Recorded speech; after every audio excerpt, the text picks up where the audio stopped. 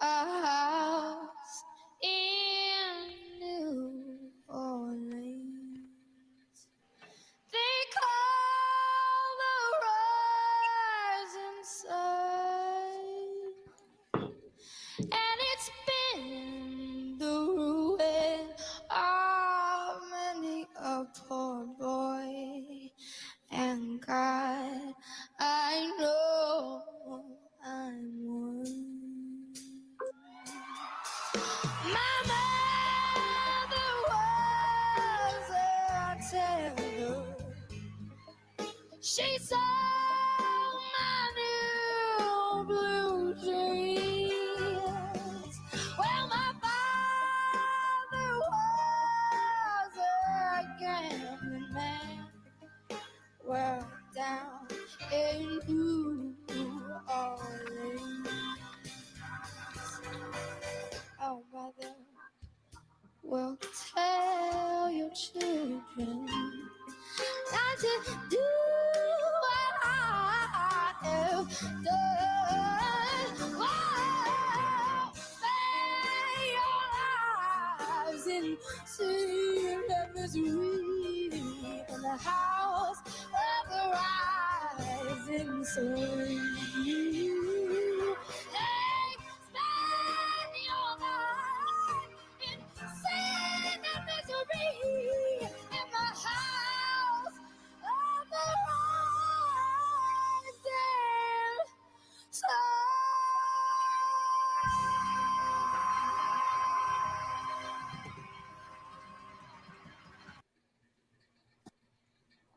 Go Haley, man.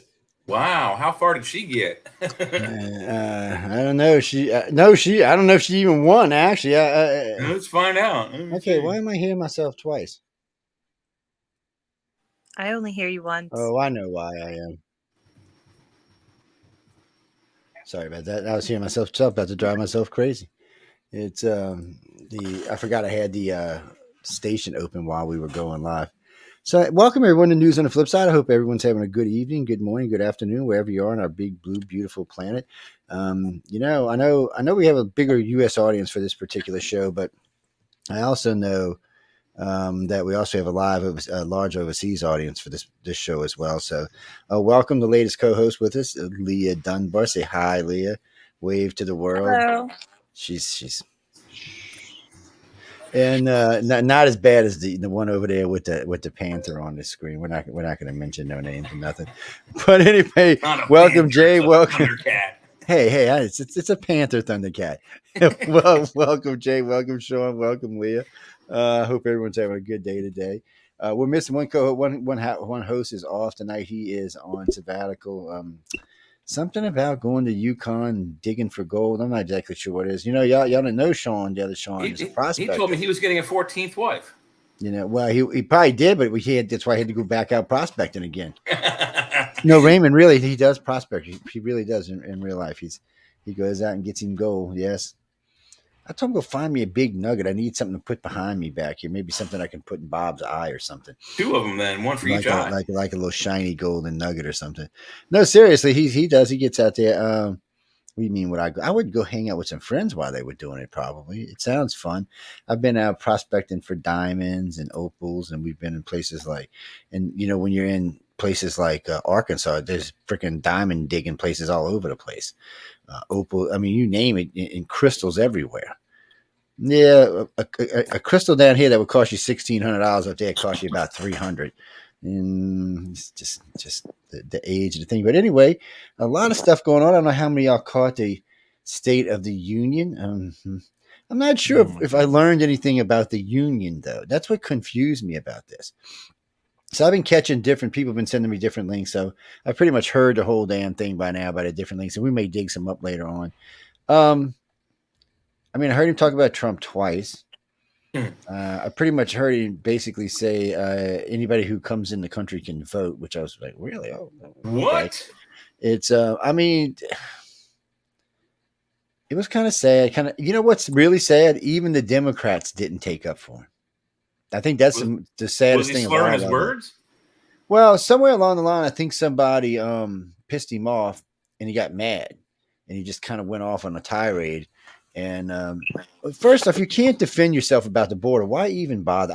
If I was him, I wouldn't even brought the border up. Oh yeah, I'm going to fix the border now. Oh yeah, watch y'all freaking Americans are stupid. Come on, you ain't even been down there in 4 years. All of a sudden, you're going to fix it. No, nobody in America's really believing that. I mean, that's a hard sell. I mean, I'm personally thinking, yeah, Joe, I'm not feeling the love, man.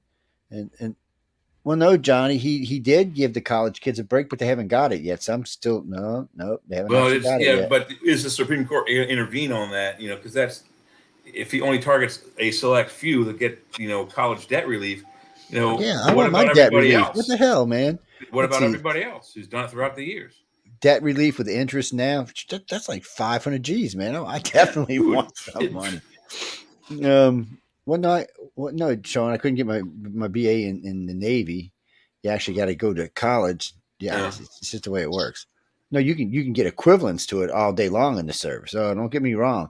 A lot of times the education you're going to get in service is going to be more in depth because like in the Navy, we were required to ace every test. No, you couldn't pass a test if you missed a question. And these weren't always short tests. A lot of times these were 100, 150 questions. You're like, Jesus. And you got to go through the whole thing and not miss any. Yeah, and you only get 3 attempts. If you miss it 3 times, they kick you out the course and put you in something else. Say, well, guess you're not meant for this, and they move you on. That's just the way they are. And the thing about this, payoff to college loans, the issue is it's regressive too, right? If you're a construction worker, you didn't go to college. This just helps white collar kids, who majored in things that they probably shouldn't have majored in. So I have that same argument. I didn't have a college loan to pay back, which thank God for my parents. But what about me? It's not fair to me. Even though I was able to get a college education, you're giving thousands of dollars to people who, put their own selves in debt. They signed the papers themselves. Yeah, I volunteered my ass literally for 5 years in the Army to pay for college. So no sympathy, none. No, they don't care about that. To them, it doesn't even matter. But my problem is it doesn't even cover a lot of people who it should cover. I found a lot of middle class people getting this break. I'm kind of worried more about the people who were lower class that doesn't seem to be seeing the real money there coming off. And also, those are the people the Democrats are supposed to help too. That's why it doesn't make any sense. Well, they've kind of kicked the blacks to the curb. I'm not exactly sure what's going on with that with the Democrats. I mean, that's the other day I was listening to. They take them for granted, right? If they vote 92% consistently. Yeah, right? Well, they haven't done that with no outcomes, right? Yeah. Then they just take it for granted. But I don't think after Trump's administration, when he got a large percentage of the black vote, their relationship between them and the Democrats has been tainted. So it's been several years. It's definitely coming down. It's definitely coming down. Right. Because he's the only guy I ever see get on TV and go, he's speaking to the Black Caucus. He goes, well, just tell me what the Democrats have done for you in the last 30 years. What have they done for you lately? And you see the whole audience going, it's sad. I mean, it really is. But that's all changing now. You're going to see that. You're going to see a good 30 or 40% drop out of that. And you're going to see that with Hispanics. So I don't know how the Democrats are going to come back and fix this. They can play the blame game, but they're in so much trouble with. They just imported 4 million votes, Joe. They just imported 4 million votes, and Biden rubber stamped them last night. You can go vote now, but a lot of states are saying no. They're not going to allow it. More and more states are pushing for IDs. So nobody's had control of the Congress long enough to fix this. I mean, all you have to do is make it a federal law that everyone has to have an ID when they show up. And put it into a damn computer. If you go to purchase alcohol, you must have an ID. You have to have an ID for everything. Right. I love the Democrats. I'm 57 years old. I got carded for beer. They actually scan my card at the register when I buy a 6-pack, a 12-pack, a single can of beer. Well, I love my Democrat friends always tell me, well, that's because they can't afford to go down to the DMV and get. I'm saying, wait a minute. I said, well, how do they? They can afford to drink and show license, right? Yeah, but how can they go? I mean, you can't even get on Medicaid or Social Security, anything without your license. Right. And it's worse than that because I told him, I said, well, look, Matt, I said, think of it this way. I said, you put them on buses and drive them down to vote. Why can't you put them on buses to go down and get an ID? I said, seems like an easy thing to me. I said, anytime you don't want IDs, you want to cheat. That's the only reason you don't want IDs. There's no other reason. There's no reason why you shouldn't show an ID when you go to vote. You got to show an ID for every other thing in this country, and you are considered a vagrant without an ID. But how are they automatically able to vote? I mean, you have to register, right? You have to not in Democratic states, you don't. So we had a girl on last election cycle. She came on with us, and she came on. She goes, "So let me show you what I did, Joe." So she's from New York. So she voted twice in 2 different provinces in New York. Then she drove over to Pittsburgh and voted 3 times in Pittsburgh. Then she drove down. Oh, she forgot she went and voted in Philly for some reason. She just considered it separate than Pittsburgh. But anyway, we're not going to go there. How is she not in prison? And wait, it gets worse. Then she drives down to D.C. and votes 2 times. Comes back around, and I forgot where she went, and she voted to. Anyway, she voted a total of 11 times. I think she hit New Jersey on the way back up. Yeah, it might have been. But she voted 11 different times, I think, in 5 different states. All northeastern states, and all democratically controlled states. But still, all in one day. That shit would not have happened down here. That would not have happened down here, because but see, now everything down here is computerized anyway. So you vote, and then they put it in there, and they put your name in that you voted. So if you go vote somewhere in Alabama, Georgia, it shows up on the rolls, and like, well, wait, they already voted. So it's getting more sophisticated, but it's just too easy to cheat. It's just, I can see ways how it's easy to cheat. Now remember this case, Trump. So the machine company was suing Trump over what was it? Not fraud, defamation of character for saying the machines were rigged, and it looked like they had a good lawsuit. And then all of a sudden, they dropped it. So something must have came out from somebody like, we better just leave this. Didn't they win the case against Fox News though? That's the one place that they won the case against Fox News, and then there's something else was going on, and they dropped that one too. I don't know, something changed right after that. Maybe Fox got their hands on something and said, "Okay, look, we'll just resolve this like this." I don't know. Something went down that nobody wanted to talk about. So obviously, there was another piece of information that came out that kept him from going after Trump or anybody else. So it was because a lot of people were on them about that, politicians, and still they never did come clean and never show anybody any of the paperwork, anything. Because the stories just kind of faded out into the background. I mean, because the liberals control most of the media. I mean, they control 5 of the 7 major stations.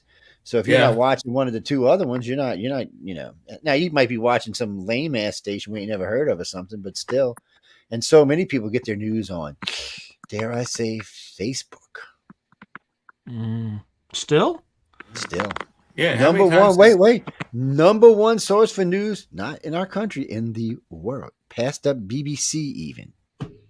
That's good news. Does that include Instagram? Like everything Meta? Yeah, everything matters because they probably throw Instagram in with Facebook because Instagram's constantly. Instagram is TikTok for Facebook, is what it is. It's owned by Facebook, so I mean, but it is. But it scrolls like TikTok does. Yeah, right. Well, that's fascinating. That's fantastic news for the political activities division of the CIA. That's fantastic. You can control any narrative you want overseas. And then wait. So while we're on this, of manipulation. Putin came out and threatened all of us not to interfere in his election again. He's tired of America trying to get him not elected. I'm thinking, dude, get that flea.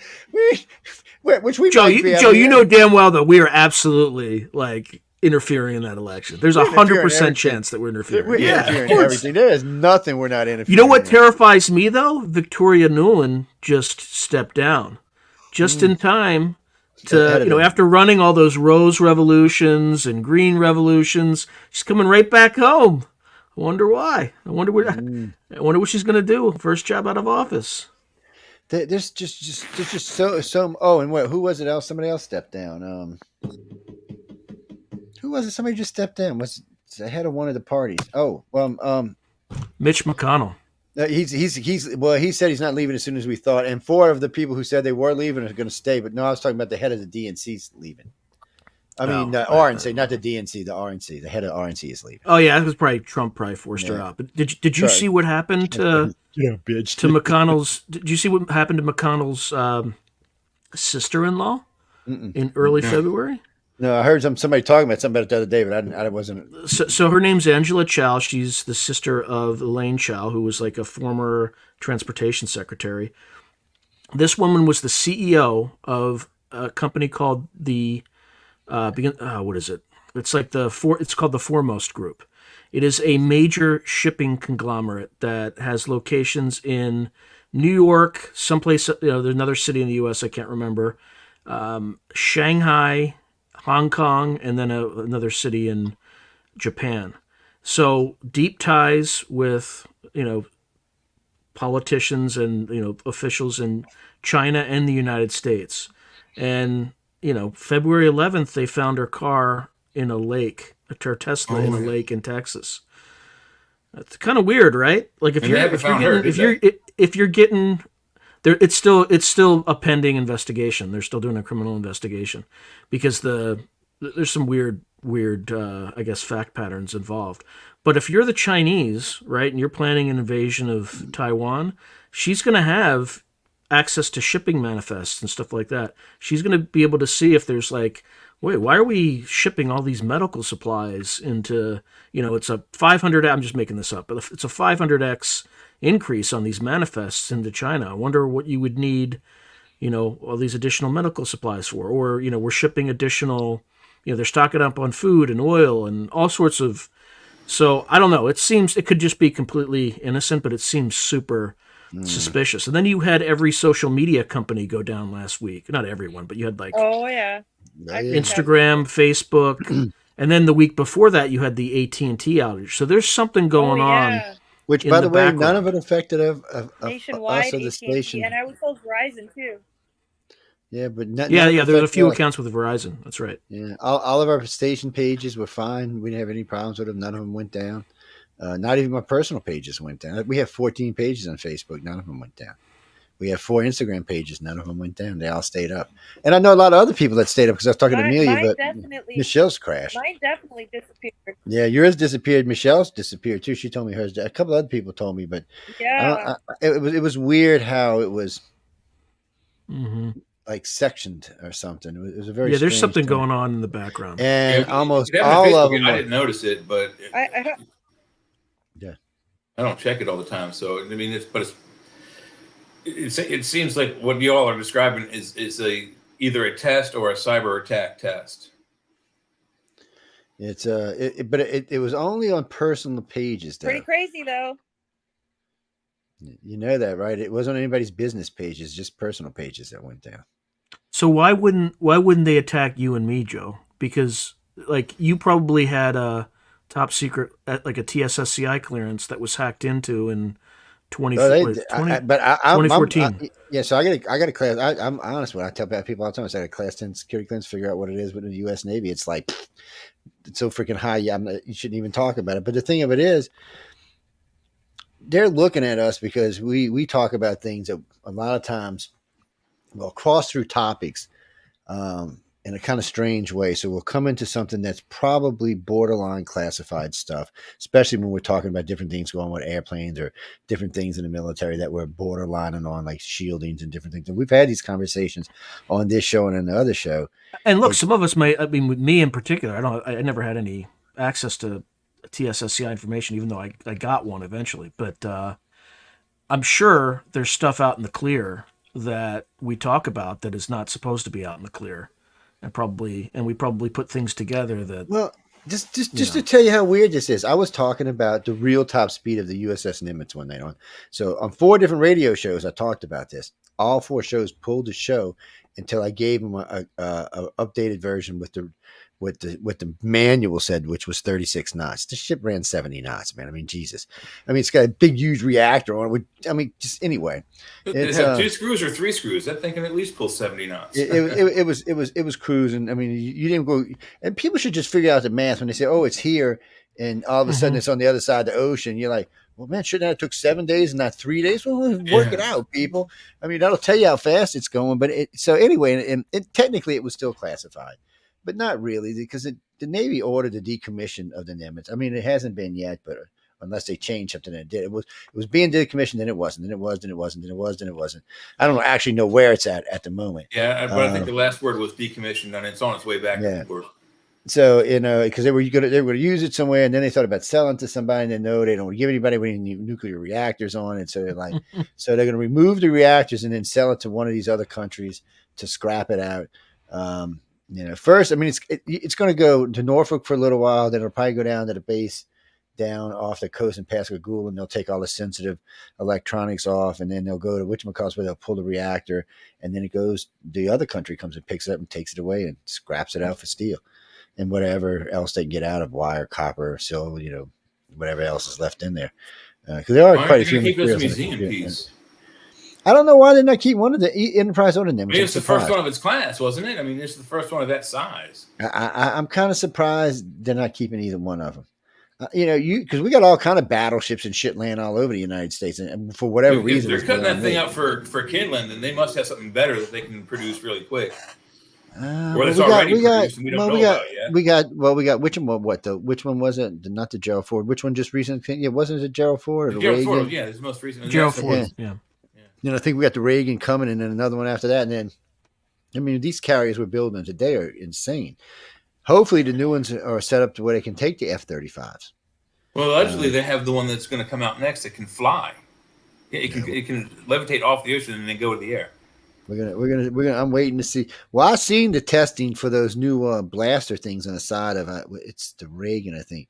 They're supposed to take the water wall. Yeah, they're supposed to keep you from. They'll sink boats and keep them from being boarded. They can even knock down arms and stuff like that. So we'll see what that's small for. Arms, maybe. Yeah. Well, they'll say up to like a Lars type Spider missile sidewinder or something like that. It'll knock down. It's obviously there must be some serious force blowing through there, but the holes are about yay big around when I seen them. So, and they're all lined all the way around the bottom of the carrier. I don't know, and I'm imagining they're just force pumping seawater through there. Did you say you were in Special Forces, Joe? Yes, I was. In the Marines? No, Navy. In the Navy? Yes, in the Navy. That was the guy that went in and killed you, and then came home and said, "Oh, I went to a birthday party last night." Oh, you're like special secret. No, I was. It was funny for me because I was in boot camp in San Diego, and I had just qualified. I got my marksman's, my snipers, and my sharpshooter's badge. And my commander was so impressed. He was like, "Wow." He said, "At 100 yards, at 150 yards, and at 250 yards, you're 20 for 20. He said, "You're in the wrong branch of the service." I said, "No, dude, I'm going to work in electronics. What are you talking about?" He said, No. So they pulled me and sent me in, and I spent a year doing that. And then I told my commander, I said, "Look," because I learned a lot, and a lot of things I really didn't actually want to learn, to be honest with you. Was that like a SEAL team you were tied to, or? It's a little worse than that. This was when they effed up. Then they sent this team in. That's what this was, but for me, it would have just really been. I'd have probably just end up being one of the long range shooters from like a mile and a half. I'd just be like, just smiling. You just hear a zing, and then you hit the ground. That's all. You don't hear the bullet. You just hear zing, zing, zing, zing. It's like shooting a little ray gun. But it was. My problem was I didn't want to kill anybody. That's really what it came down to. And I said, because I never know, being in service, you never know if you're going to kill somebody anyway. We're in your damn service anyhow. But, I said, if I had to kill somebody, protect my family or something like that, it would be different. Or save my own ass, or maybe a friend. But other than just going around shooting people because my government said go shoot, no. That wasn't a good thing for me. And thank God, because as the government went along and we got to see George Bush Sr. and George Bush and Clinton, not Clinton, Obama, just everybody just killing people left and right. And you know what? Out of that SEAL team that supposedly killed, what was his name, Bin Laden, only one of them is still alive. Yep. Seriously? Yep. That's what they said. Yeah, it was NSNBC I was watching the other day. Said they're only one. I had heard rumors about it. I said, you know how the internet is. And I was watching a special on NSNBC, and that's the one that wrote the book that's still alive, by the way. The one that Did the other ones die of natural causes, or were they murked? Probably killed in duty. And Oh, I see. Like they were still active after. Yeah, they were. All of them were still active after. Usually, a team like that, if it's a good team, they'll be around for a decade or more. Yeah, it Sometimes was it was two. SEAL Team 6 too, so they're the like tier Yeah, 1. They're not like other SEAL teams are tier 2, but but yet they didn't know they killed the wrong guy. I'm still confused by that. It's we got in a big argument. A friend of mine goes, "Well, how do you know they killed the wrong guy?" I said, "Because they didn't bring the body home, and they didn't even bring any blood home." I said it's bad enough. They said, okay, we had to dump the body because we didn't want to start a war. Bullshit. We were at war. What are you talking about? I mean, what do you mean start a war? We're already at war with these people. We're going to dump the Yeah. body. So, and they said, oh, well, they did a blood test. I said, then why didn't they keep it? There is no record anywhere. You can't find one anywhere. It's been subpoenaed at least 100 times. There is no record of any blood being taken from supposedly bin Laden at all. Plus, we know for a fact that he had at least, the CIA said he had 40 doubles, but the other agencies said he had about 20. Plus, we also knew the wives that were there that night was wife 3 and 4, and they said he never traveled without wife 1 ever, and she wasn't present, and neither was his kid. His top 3 kids weren't there either, and they said they were always with him. So, did they get a double? They probably did, and somebody probably more than likely he leaked it. He's probably living in Brazil in Adolf Hitler's I would locale. bet you money I would bet you money he leaked the location and let him think it was him, and then and it might have been one of the alphabet agencies might have done it for him. Because everybody forgets he worked for us for a long time. We trained the dude. He went to school in America for we trained him, wasn't it? Yes, and then we put him in special forces, and then we trained him, and then we helped him to take over, and then he became a freaking terrorist because of us. He became a terrorist because we just basically put our foot up his ass. And then I'm not even sure if that wasn't an act. We need a bad guy over there. We always need to have something going on. So, we don't want to go starting a nuclear war. We don't, like Putin screaming every day, "I'm going to kill y'all." One of his aides said today, he just needs to target London and Helsinki and a couple other times, and just any American city. And I still remember the face on the British news report. He said, it's London's one thing, but then you said any American city. Do you have any idea what would happen if you just randomly nuke an American city? It's bad enough we'd randomly nuke all of Russia. Yeah, all of Russia. There wouldn't be we wouldn't even care. I said there'd be no more Russia the next day. That's what she said. She goes, it's bad enough if you nuked us because we would retaliate. He's like, the Americans got 5,000 nuclear weapons. No, nuke red. I like how she did it. It was kind of funny, but she was serious though, because we'd be like, excuse me, did you just randomly blow up a city and kill people? It's one thing if you attack one of our bases. It's a whole nother thing if you go blowing up one of our cities, man. With people in them, we're going to get really pissed off. That's why the Twin Towers was so bad. And people don't understand this. I was trying to make this to some of my friends the other day who are really mad at the Israelis right now. I said, you remember what the Israelis did, right? He said, yeah. I said, well, I got this for you. I said, they blew up 2 of our towers and killed 3,000, 4,000 people. We murdered millions of them. Literally, I said, according to Brown University, 4.7 million people died as a result of that. So millions we murdered. I said, after a while, it should have been enough blood for us, but it wasn't. So the Israelis, y'all want to get pissed. I said, they haven't even killed a couple of 20, 30, 40,000, now maybe a couple 100,000 by now. But I said, they went over there and crushed their babies' heads into the ground, shot at their teenagers at concerts. I said, do you know? I said, so you look at the Twin Towers. I said, think if a terrorist group came here and did that to our babies and shot up our teens at a concert. I said, we would wipe out the entire effing Middle East in probably a week. I said, it's not. I said, you can't sheet of glass in minutes. Said, when sometimes you sow what you reap, and in this case, it's exactly what's going on with the Palestinians. And it sucks that innocents get caught behind. But you know what? They should have kicked the Houthis out a long time ago, and they should be kicking them out right now. Israel shouldn't even be the ones in there kicking them out. The Palestinians should be kicking them out. The Palestinians should sell them out every time they see them somewhere. I almost feel like it's being used as PR movements now. Like there's so much of it being like, I don't really go online too much, but there's a lot of pro this and pro that, whichever side, being spread all over the internet. And I almost wonder if people are figuring out a way to monetize it's a distraction. Unfortunate circumstances. Yeah, Of, they're monetizing. you know? You can take that to the bank. Yeah, Yeah. have you noticed? I mean, she's right. Have you noticed how many advertisements there are for like anti-Semitism and campaigns, and I mean, lots of them? Like, it's all of a sudden because of this. There's new resurgence in campaigns for anti-Semitism. And I'm like, well, how? When? I mean, when is this? You didn't see these commercials for decades, and now they're back because of this. And there's nothing wrong with the Jews. They didn't start this. And they're the ones being, yelled at the most. Well, it's a tough thing. I mean, it's the problem here is nobody's innocent. That's really what the freaking problem is. You can't, when you look at this problem, you can't say the Palestinians are innocent. You cannot say the Israelis are innocent. Yeah, Israelis have had a shit life since Egyptian time.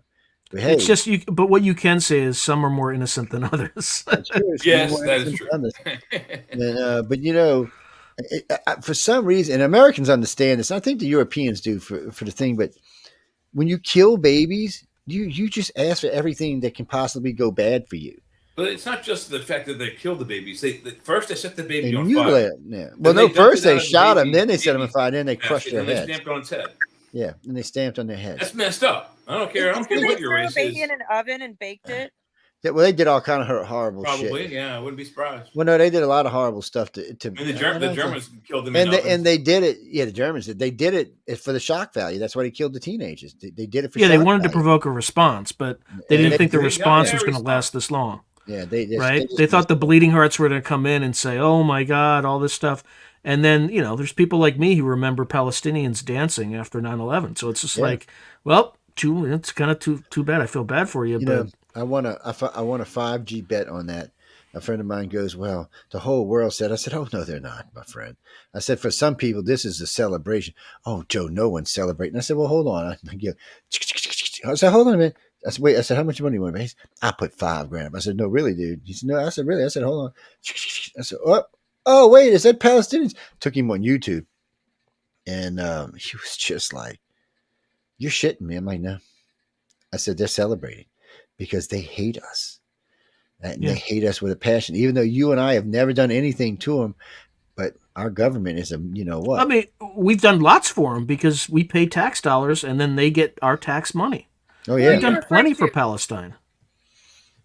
Was that? Oh, doesn't Israel get a bunch of tax money from us? Oh, yeah, they get a bunch of tax money too. They both do. They both do. Yeah. Oh, yeah, they both do. Pakistan, going back to the Bin Laden thing, Pakistan was given in that same year, I think, from us a grand total of $1 billion, 1 million of which of those dollars was used to make the complex where allegedly Bin Laden was hiding up. What is it about Israel that keeps us so allied and so closely, keeps them so closely guarded by us? Why? There's a great answer for that, but I'm not touching that. No, they're the underdog. That's really and truly why we were the first ones to find them when we got into Germany. Yes, well, go ahead, Sean, spit it out. Okay, look at who's in the military. Okay, and then look at who's actually occupies a disproportionate number of civilian positions on the defense side. Right. So let's take neocons. Okay, Paul Wolfowitz. Jewish guy. Billy Crystal, Jewish guy. Victoria Nuland, Jewish woman. Right? So a lot of it is just, being driven by, it would be the same if you had a bunch of Irishmen in charge during the time of troubles. Right? And, it's not like there's not some deep set conspiracy. It's just you have people who are in these highly influential positions who are driving, U.S. foreign policy. So this is what you're going to get. And then you also have the Christian right as well. Doesn't that sound self-serving? Doesn't that sound like it's like, okay, well, let's figure out what we can do to pass laws that will benefit our people and kind of... It's 100% self-serving. It's 100% self-serving. But I don't want to make it sound like, though, that only one group does this. This is just classic group dynamics. How the game is played by everyone. Yeah, mostly, yeah. It's just some play it better than others. Huddle with other things and repel things that are not like them. It's just it's biological nature, I guess. We need the alien. What was that? What was that alien movie? Oh man, they remade it with Keanu Reeves, but the day the Earth stood still. Oh, the Earth stood still with Gordon. We need that. We need that alien guy to come down and say, "Okay, look, you dumb Oz humans." Yeah, I mean, really. I mean, speaking of which, did you see the Arrow report came out today? No, I heard somebody said something about it earlier today. Aliens, there's nothing out there, Joe. It's not. There's nothing. Wait. So wait. No, wait. But this is what's so great. There's two stories we're going to be carrying tonight where they said they have found signs of alien life on other planets. One planet that's 120 light years away, twice the size of Earth, but almost identical to Earth. They have found chemicals in its atmosphere that can only be produced by something alive with technology. So they're contradicting themselves all over the place. There's life on Mars. I mean, there's life on Mars. Wait. I was getting ready to tell you that's the other story. They found life on Mars. So they did like during the Clinton administration, and they're just like, well, they put peroxide on it, right? And which basically, if you can have a life form that we do in the Arctic, that if you has a different kind of respiratory mechanism, and but if you put peroxide on it, it'll kill it. It'll like get through. So about half of the samples that they didn't put peroxide on didn't show signs of life. The other half did show signs of life. So they're like, oh, inconclusive, don't know what it is. And it's just like, no, you killed the samples. Do I, babe? Right. In order to show signs of life, you must die, is what that says. Well, it's true, but so they found what they call them lichens, L-I-C-H. Oh, lichen, lichen, yeah. Leah had it right. So you and I both murdered it, Joe. Well, and the bad part is I should know that we've talked about it so much. I should know it too. Not to be confused with werewolves. Yes, so they they've recently found these on Mars. They're pretty sure they're legit. They were comparing them to ones on Earth. So we know. So I've been talking about the recession of the ice caps for decades. Because every time they recede, you see something black takes over and it expands. You know it's something alive because when it melts, there's some kind of fungus or legions. There's something down there that's expanded out, and then when it gets cold again, they shrink up and go away, and the ice covers it. But and they showed some beautiful clouds on Mars the other day. It's so weird to see clouds on Mars, man. It's just weird. I've actually seen a lichen ecology on some of the ski mountains in Colorado when we went there on a school trip. We went there in June, so there was still snow on the ground, but there were parts and patches where the green was coming back.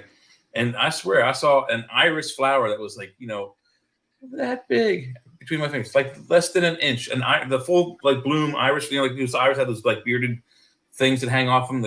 They're beautiful flowers, but it was less than an inch. And lichens, for whatever reason, they just thrive in that kind of receding, cold and hot and wet thing all the time. So, is it a fungus?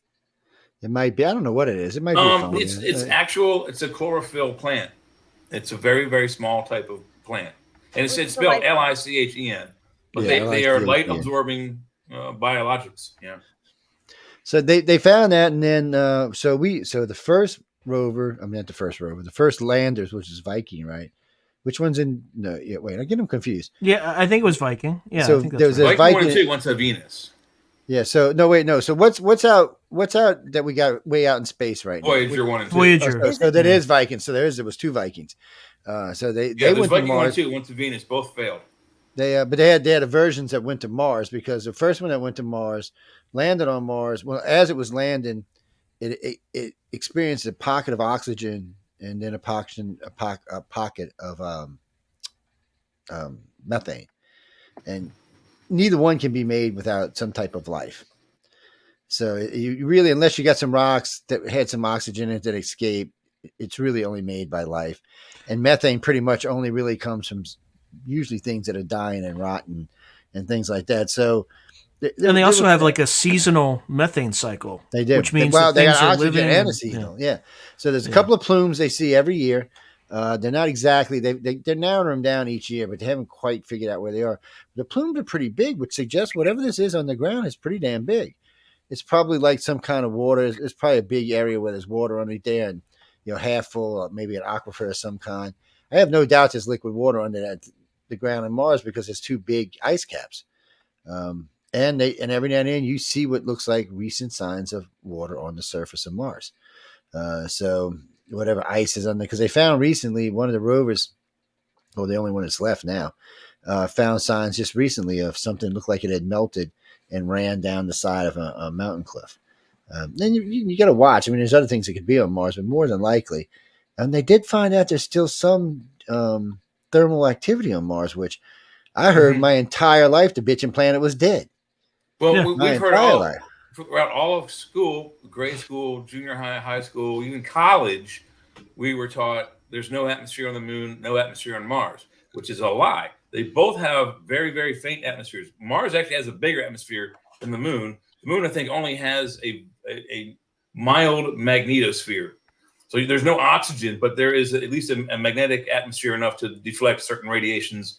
We still need to wear suits, but at some point it could probably be, geoformed back.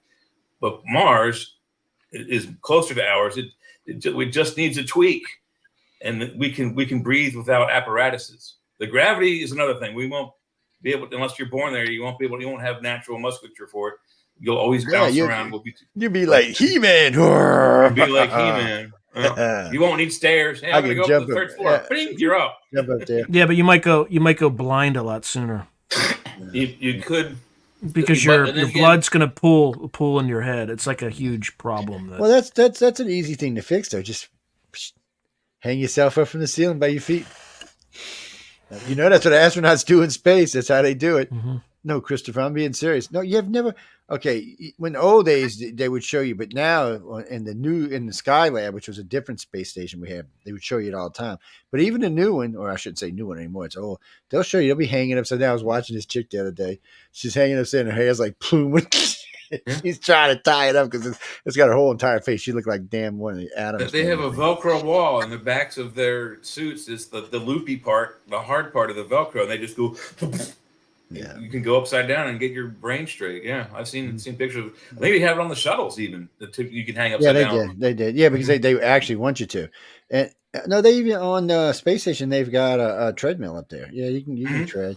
It's Are they have to strap you down to it though. Down? But tethered down. Yeah, you have to be tethered down. They graduate you to it, so there's resistance. they want you to get as much muscle exercise as you can because without it they were showing atrophy within minutes. Yeah, pretty bad after being up there for a year and stuff. I mean, well, you start showing that within minutes of being in that atmosphere. And I forgot how long it's up, but if you're up for more than like a month or something, you actually grow 2 inches. Your what about the radiation damage? Well, it depends where you are. It depends what you're in and where you are compared to where you could be. So everybody always talks about the Van Allen belt. Obviously, it's not that big of a problem because our astronauts live to be pretty old. I mean, everybody. But if you're on Mars, you live a lot closer to Jupiter, which is just radiating. Well, see, Mars has got a couple of issues. One, we can take care of that problem pretty easy. So one of the original programs was because we're going to be, whatever's being mined in the asteroid belt, that's going to probably be being refined on Mars. So they're going to be pumping greenhouse gases in the atmosphere. But worse than what the original plan was is to build these. They're like giant tanks that just roll around eating dirt and heating it up and burning and turning it into greenhouse gas. And everybody's like, greenhouse gas? Yeah, well, greenhouse gas is good for us. It does 2 things. It protects us from the radiation and it lowers the pressure enough that we can walk around without suits on. Because the pressure is different on Mars. Right now, we have to wear a suit. So, but by doing that, you can lower the pressure and you can start walking around. After that point, you can start thinking about terraforming. But you've got to get it to the point where you're being protected. Because why start planting things if the radiation is going to kill them immediately? So you got to get to those 2 things done, and that's they can do that in under 100 years. They can pump enough greenhouse gas in the atmosphere in less than 100 years to accomplish that. Now, everybody out here, when they start talking about oxygen, are usually like 1,000 years out. That doesn't mean we might not find a technology or get a super plant. Well, we do have the technology. They have those portable technologies for the not COVID, but COPD patients. It's a generator. It's a little white box. I mean, it's no bigger than like a purse, really. I mean, but it's a big plastic thing that generates oxygen. I don't know how it works. They don't have to buy a bottle every couple of hours and change it every whatever. They just have this little white box that allows them to walk through the mall. So, you ever seen anybody? My friend from Maryland, his mom is not doing well. She's on oxygen, and it's a 200-pound bottle. You have to have a wheelchair to move that around. But yet there's these little portable things. They're out there. Things are getting more advanced, and we'll know because Elon's going, or at least somebody from Elon's family is going. So I watched their plan the other day. So they're building 100 of these starships. 100 to 150 starships is what they're building. Wow. And the reason why is they want to always have 50 going back and forth all the time, and at least 50 in reserve for other things they might need. He's serious about this. What fuel type are they using? What's the fuel, like energy source? I think they're solid rockets. Solid rockets to get them in space. Solid fuel. Yeah. Yeah, they're using solid fuel to get them. I think some of them might be. These rockets are a little bit bigger. It might be a combo of solid and liquid fuels, but they're using fossil fuel, no question. But when you get into space, he's not using it anymore. I think he's going to go with plasma when he's in space. Plasma or ion, yeah. But the drive he's talking about can get us there in 36 days. Now, when they first go with this, it's actually when we get real close. What is it, in 10 years? We can actually get there in less than 20 days. So they want to set this up so that we're. I thought it was like a 2-year trip if we were to go by conventional rocket power. Conventional rocket power. You can get to Jupiter in 2 years on conventional rocket power. Oh no, you can't. That's light speed power. Never mind. Apologize. The longest estimate. The longest estimate I've heard to Mars was 9 months originally. That's changed now because they're going to double slingshot us. So they're gonna get you cruising with the plasma, then they're gonna slingshot you, and your ass is going to be cruising. So by the time you get there. Yeah. Well, he's saying 1/4 light speed, which gets us there in virtually no time at all. I'm thinking an 1/8 light speed is what's going to really be, which makes it about a 28-day trip. Wow. One way. To Mars? Yeah, one way. Which also gets rid of the problem of having to deal with the long-term radiation in deep space. And also the long-term gravity problem, too. And long-term feeding problems. You either have to sleep the whole way if it's 28 days, or you have to have 20 days of food. Plus, how many days you're going to be there. These are the technologies we're going to use to do the stepping stones in another 50 years to get out to Proxima and places like that. We're just going to build our way out of, just like we did. And I try to get this across to people all the time. So we're going to do in space just like we did on Earth. We're going to go to this island, then to that. No, well, we don't have to. We'll find planets we need, but we're going to go just like we did here. We left Europe. We stopped at this island. We stopped at that island. We stopped at this island. We stopped at here. We stopped at there. We stopped at here. Yeah. And then we found this and we worked our way down. Yeah. And we'll just, so what's going to really happen is they're building the base on the moon. They're building the one on Mars. They're going to build a launching zone in zone L11 because it's a straight shot down the center of the galaxy. It actually picks up speed if you do it that particular way. Something about some current that'll help you ride out the solar system. But regardless, so we'll do that. We already plan on mining because, there's we found 2 asteroids that are worth more money than we can ever make in our entire existence as humans. That's how much they're worth. You don't think some greedy bastard's not going to get those? You can bet your ass somebody's going to get those. Plus, God knows what else is out there and what it's worth. So we'll be building mining facilities in the asteroid belt. We'll be putting little bases out there. Boom. We're going to be on Titan. We're going to be on Io. Bam, bam. We'll have places there. Next thing you know, we'll have one on Charon, one on Pluto, somewhere out in the Oort cloud. When we get to the end of the Oort cloud, we're 1.85 light years from Proxima Centauri B. That's it. You go out a light year and put another base. Now you're 0.8 light years from Proxima. That means 2-year trip at top speed. Bam, bam, bam.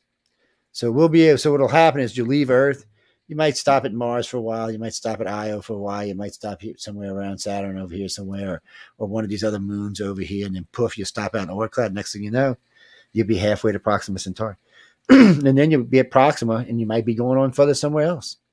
It's stepping stones, and you may end up spending 20 years traveling somewhere, but you'll get there until we figure out how to either do faster than light speeds, or dimensional jumps, or wormholes, or something. But it's not going to keep us. So most people don't realize this. Before they upgraded the galaxy to 160 light years across, it was 100 light years across. So even at half light speed, you can explore the entire known galaxy in 500,000 years. Oh, only. Hey, but think about it. We're already almost 500,000 years old. We're going to live. Oh, no, we're already older than that. We're 2 million years old. We're going to live another 3 billion years on this planet unless we blow it up. That means we could have explored the galaxy how many thousands of times. The reason I'm bringing this up because if you're an advanced race that's been around a 500 million years or so, you've explored the galaxy. You probably got outposts all over the freaking place. They probably can span any side of the galaxy within hours. But the point being means is you don't have to have fast and light travel, just fast and light communication, tachyon communication. Because if you've got bases and ships everywhere, you just call Johnny up the road. Hey Johnny, Leah's speeding there at about Mach 2.5, light speed 8. I wish. Be sure to pull her ass over, write her a ticket. It is a stepping stone theory. It is the way we're going to get in space. It's one of the reasons I like near science fiction because it's what we talk about how we're going to get in space. If you watch The Expanse or Babylon 5 or any of those shows, even that stupid Earth 1999, it's the way humans will get into space. We will stop here. And the reason we do that is we can build resource centers along the way. We can have material places, if somebody gets stuck, we can also go rescue their ass. We can find other materials we don't have natural to our Earth. I mean, our table of the elements is not complete. And they're pretty sure there's life. There are elements on there that we can make that aren't on there, and there are other elements that we can find that are natural on other denser planets that we don't have in our table. And they're pretty sure there's life in those other two oceans that they know of. So, and then what is that one? Cirrus? They keep having weird lights there that keep changing. Ceres, the protoplanet, moon. They don't. Yeah, it's. I don't know if it's a planet. Well, it's almost whatever the hell it is. Is it an Oort cloud or no? Whatever the belt is that Pluto's in. They call it a protoplanet. What is it, in the Kuiper belt? Kuiper belt. Thank you. That's the one. What is that, Johnny? No, there's three. There's the asteroid field between Mars and Jupiter. There's the Kuiper belt, and then there's the Oort cloud. 3 debris fields. Yeah, that's supposed to be leftover remnants of when our galaxy formed. Stuff that Kuiper belt is probably a broken up planet. The asteroid belt between Mars and Jupiter is definitely a broken up planet. Yeah. They tried to say it wasn't, but now they found proof that it was a planet at least 5 times the size of Earth. Yeah, and Venus is not native to our solar system. Venus? It's not native to our solar system. Every planet, every moon in this solar system, except for our moon and Venus, all rotate counterclockwise, and they go counterclockwise or clockwise around the sun. But our planets rotate counter. All the planets. There's one moon that rotates the same direction as all of our planets, but something knocked it on its side, and that's one of the moons of Uranus. But the moon, our moon, that is the only circular orbited object in the entire universe that we know. All other orbits in the universe are elliptical or egg-shaped. Yep. Our moon's is almost perfectly circular. It's very strange. It is also exactly perfectly the same size it needs to be at the range where it is to create the effect of solar eclipses upon the Earth. And they're starting to get out of whack. They're not all quite 100% anymore. And then the other thing is that's really weird is Venus rotates completely the opposite direction of every planet on this solar system. So it came from somewhere else. It's a solar system that's formed in a different Coriolis effect direction. Is it traveling in the same direction, though?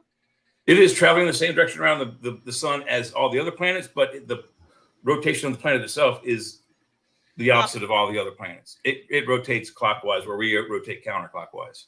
On its own axis. On its own axis. So wait, why is Mercury still a planet if Pluto's not a planet? Because a little bit Mercury's on fire, I think. But it's a little tiny little. I think it's actually must be bigger Pluto, than. Well, isn't Pluto like even that much significantly smaller than even Mercury? It might be. It's. I know it's pretty small because it got. Actually, Pluto's actually closer to the size of our moon. Isn't it now a quote unquote planetoid? Planetoid protoplanet. Yeah, it's got several different names. Yeah, why did they have to change it? It was just a planet, like growing up as a planet. Because they didn't want you to find Planet X, So now you got to find Planet 9 and B. They used to all be called planets in the Sumerian. So even the sun, is called a planet. What do you mean, Jimmy? Chance of life for what? In the universe?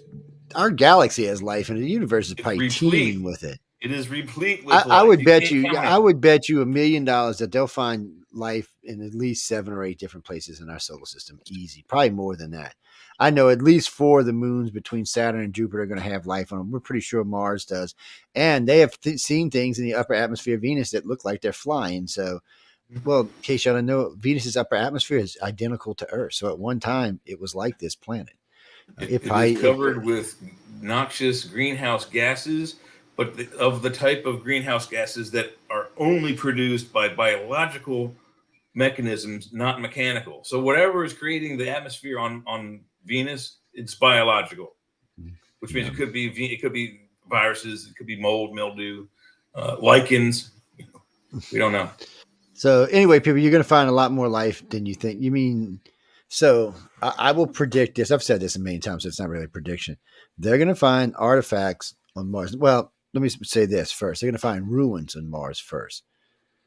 Okay, now there's been a big argument that ruins have already been found, and I could argue yes or no on that. I've done a lot of Mars work. I even still date craters from Mars for NASA, and I still run my SETI stuff, which has got to be well over 1 trillion hours now. It's but there's going to be life there's probably really advanced life on Mars at one time, and now it's whatever's there is whatever there. But they're going to find a remnants of a civilization much older than anything on Earth. I'm talking much, much older than anything on Earth. If you give humans 2 million years, this is going to probably be on a magnitude of 100 times older than we are. So then you have to ask yourself, where'd they go? Did they die? Did they die when our planet went? Yeah, well, that's the thing. Did they come here? They might have come here. We don't know. We won't know until we get over there and have a good look around and see. Well, these bodies, the ones we're wearing right now, are not really suited for Mars. Grays would be, but they talk about the gray aliens. They would be perfectly suited for Mars, but not us so much. These bodies are not really designed. But they would still need oxygen in a pressure suit. Yes. No, I don't think they'd need a pressure, but they need oxygen. Yeah, they're got cartilage, not bones. I don't think the pressure would phase them the way it phases us. It'd be a different kind of thing. They're squishy. Yes, they are squishy. The reptilians and humans, they might still need suits on Mars. I don't know how much pressure they can take over what we can take. That would be anybody's guess. So Joe Biden is a reptilian? No, he's not a reptilian. Reptilians are not that stupid. Not that. You can't be that much of a buffoon. No, and I don't think any alien race would be that dumb. I just. Is he a first gen android? Is he a first gen organic? That's a good point. Maybe he is. Maybe he's a first gen android that got left out in the rain too long. Yeah, he got for too long. It's sometimes when it comes to all these politicians, you just have to take a break sometimes and say, "Excuse me, y'all are all on crack. Share your good drugs with the rest of the country, then maybe we won't care what the hell you're doing." Yeah, it just seems to get worse. So it's like it gets better for a little while, and then it just seems to get worse. Now, I couldn't tell you. So there was a big argument the other day on who was the last uniter president in this country, and of course, it's going to be Reagan and Clinton. Yeah, it would be.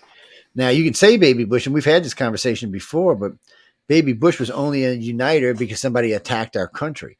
If nobody would have attacked our country, they would have been divided just like they had been before. Yeah, and they might also have been for the most a little bit, afraid of Daddy Bush too, because he was still around. Plus, Baby Bush had Darth Cheney on board. Yeah. Mm-hmm. No, Darth Cheney. We don't want to make him upset. No. Trump wasn't scared of Darth Cheney. Trump was like, "Bite me, big boy." Yeah. I was like, "What's that, Janine?" Trump's got his hands full. He's going to win the primaries hands down with no problems at all. He's going to be an unchallenged winner. His biggest worry is can somebody get a felony on him before the election? And it can't just be any felony. Believe it or not, you can be president with a felony, which I'm still amazed to find out myself. But certain felonies you can't. And if any kind of resurrection charges go through, like this June 6th stuff from D.C., he can't run. He's out. And then who will be president? I don't even know who the Republicans would put up. Yeah. Nikki Haley? No, they don't. I don't know if they like Nikki Haley enough. I think they would go with DeSantis first. I think they would go with the governor of Florida. I think he'd be the next best choice for them. He always looks like he's about to cry to me. Like he looks like he's on the verge of tears. Well, his wife's dying of cancer. Oh shoot! Well, that makes sense. He's like, well, shit. It's his problem is he doesn't have a really good voice. if you're going to be the problem with being in public these days, it's not in the old days when it was about what you knew and the skills you had. Today, you have to sound good in order to be in any political office. That's how Obama excelled while he was in there, because everybody said, "Oh, he sounds really good." Well, he sucked as a president, but yeah, he did sound good. But he also knew how to face towards the camera. He had good speech writers too. So I mean, it makes a difference. It's a shame that our country has gotten that way, but it's so JFK right Jr.'s out from your theory of being a. You mean Kennedy? Yeah. Kennedy's JFK, but Kennedy's. Well, last I checked, he was pulling about 10 or 12% of the vote. So when we did, which we'll do in a little while, when we did the whatchamacallit polls last week, anytime they had Kennedy in there, Trump was winning by 8 to 10, maybe even 12 points, because Kennedy was stealing that many points away from the I think the most we saw him at was around 15, 16. Yeah, so that's what he was averaging. I think he was averaging somewhere around between 12 and 16 points takeaway. So he was taking some from Trump too, but not the kind of numbers he needs to be president of the United States. He needs way, way more than that. So right now, currently, on the electoral map, Trump has got 290 electoral votes. So he's already won the election. He is leading in 7 swing states that Biden took last time. He's leading in 7 of those states by 8 or more points. Why do people think that Trump is going to be the president to fix what's going on in the because he did last time. We have the proof. He did it last time. Yeah, he did it last time. He fixed the economy. Gas down here was down to 99 cents a gallon. The lowest it was here was $1.89. I mean, the economy was strong. Everybody was making good money. They were setting records all over the place and all sorts of stuff. And people are scared to go to war with Trump. Because Trump, it looks like a president who might just blow you. Well, he proved his point to Xi Jinping while having dinner with him. He raised up a nuclear submarine, emptied the entire payload on the submarine on the Syrian army, and just laid their asses to waste while he was having an expensive dinner with Xi Jinping. He showed who he was. And then it was like 6 months later, he brought up 3 nuclear submarines around China, one on each coast and one on the side on the China Sea, and said, "Don't forget, we have these, Mr. Ping." Mm-hmm. He was letting the world know, "Don't with me, I will kill you." And look what happened in North Korea. He told Kim Jong-un, "I will send someone to take you out tomorrow." Poof, he disappeared for 3 years. Yeah. no one's seen him for 3 years. His sister took over running the country. Trump is a scary bastard. As Biden said, "I do," boom, he's out of the closet. Yeah, he was out threatening to launch nuclear weapons on us. He quit saying that immediately when Trump said, "I'll have you killed." He was like, wait a minute, this dude will have me killed. And even if Trump wasn't going to, he didn't know it. So he just Trump is different like that. Trump's biggest problem is he's very crude. And he likes being that way. He doesn't know how to talk to the common person. Yeah, I don't think. He does. He just don't want to. That's not who Trump is. Trump is that outgoing, egotistical bastard, narcissist who wants to just, say what he wants to say, which is fine, especially if you got a good VP. But he did things that no other president did before him. So we'll see what happens this time. But you can pretty much tell you the who's his VP running with him? Is there one? Not yet.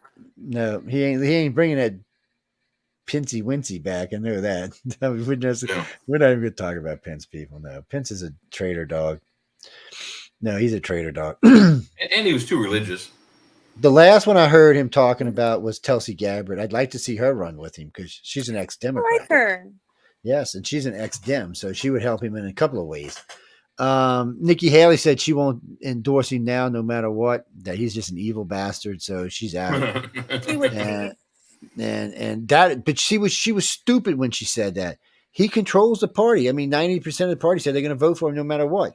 Some Democrat the other day said, "Well, he's down like 5%." The lady said 90% said they're going to vote for him. 90%. He said, "How many Democrats said they're going to vote for Biden?" "Oh, 50."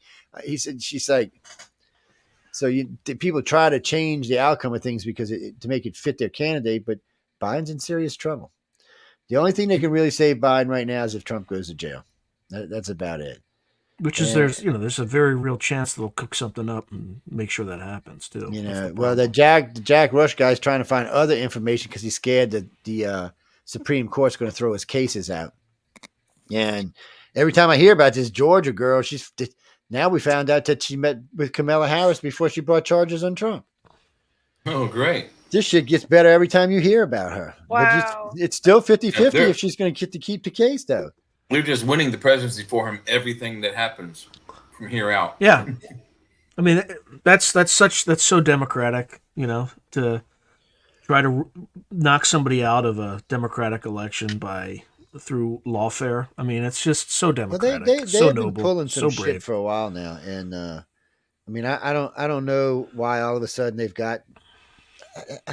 It just makes you sound like you're scared. You're scared you can't win on a fair thing. And the thing of it is, what bothers me is they always win the popular vote. They just don't win the electoral college vote. Yeah. And but still, it's one of those things. But anyway, we got to go take a break right quick. I got to go backwards. Rewind. All right, I'm back.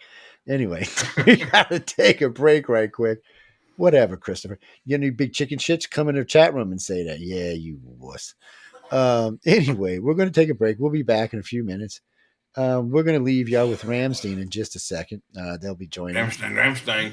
Yes, Ramstein. They're live for us tonight. Nice. They like Sean so much. They were like, "Oh my God, Sean's on tonight." We're coming to do the video for you live on your show. What was that, Jessica? Yeah, really, that's true. Yeah, yes. Nicht in English, auf Deutsch. Yeah, they told me in German, just not in English. That's right. Because they don't speak English. Right. No speaking, no Englishy. Anyway, guys and girls, we're going to put this on. We'll be back in 3 or 4 minutes, and we'll see y'all then. Hope y'all enjoy the music. Stay out of trouble. Now, they're a little violent in these people, so don't go smashing nobody's cars up or anything, okay? We're not responsible for what happens when you listen to this music. But anyway, we'll be right back, so stay tuned. Dun, dun, dun.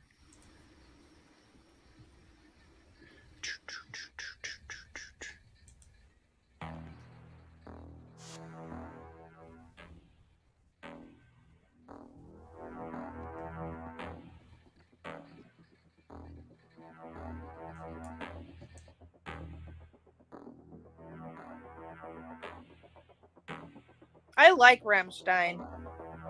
Ramstein, I don't know. They're the best.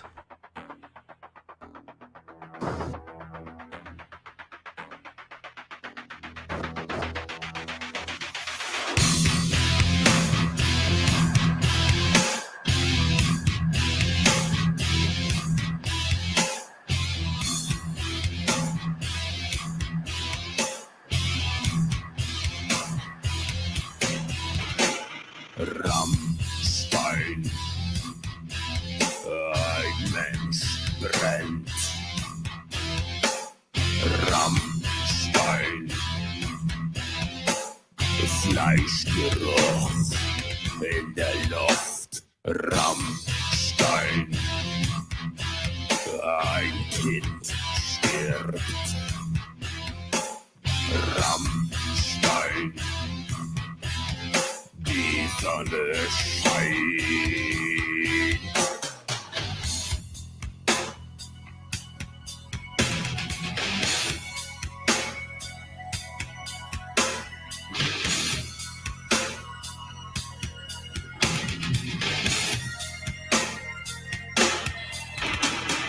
Rammstein. Ein Flammenmeer. Rammstein. Blut gerinnt auf dem Asphalt. Rammstein. Mütterschrei. Rammstein. Die Sonne scheint.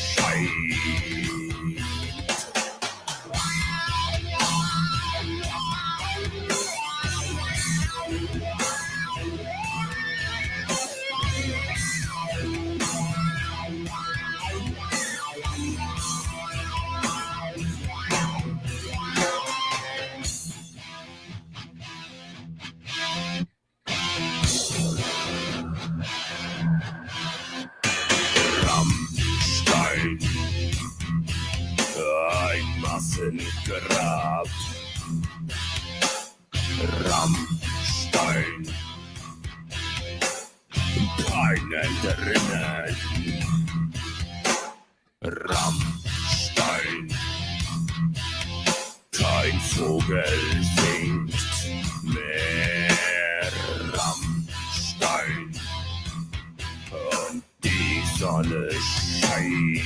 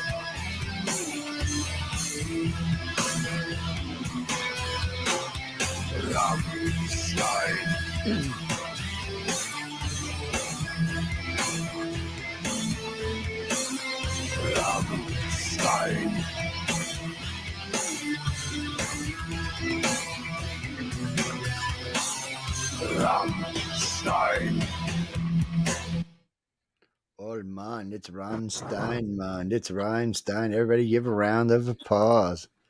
Everybody give a round of applause. Yeah, there y'all go. A round of applause. Some pause. Yes, guys, they get played on this show every week or two or three. It depends what we're playing. I think the last time we played it was Du Hast. The time before that was the Dark. Was the last one. Well, now I know for sure how to say their name. Rammstein. Yeah. Rammstein. It's not Steen. Yeah, no, it's like the old classic joke in Mel Brooks, you know, Frankenstein, Steen. Which Frau Blucher, and then the horse would go. So you like, all sweaty Maria. Hey, whatever you like, just go over to Germany. He's there. I don't know if they do American tours. I've never heard them do English ever. Now I've heard some of their music translated into English.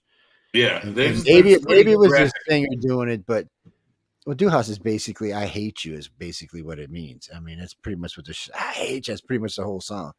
Yeah, yeah. That is, but I guess maybe he met Joe Biden in the past. Oh shit! Now you know where the song came from. I'm sorry. Okay, Christopher, real quick, we'll do some fast Ukrainian updates. Yes, the Ukraine sunk yet another Russian ship in the Black Sea. Hot damn! Way to go, Zelensky. So the Ukrainians went out and set up some howitzers. Howitzers? So yeah, paper ones or wooden ones. Oh, to trick the Russians. To trick the Russians to show where they were, so they could go blow them up and kill them all. Wait! I used to do that all the time to the U.S. military. I would fight as the Russians, and I would do that. I would have like fake tank turrets and stuff like that.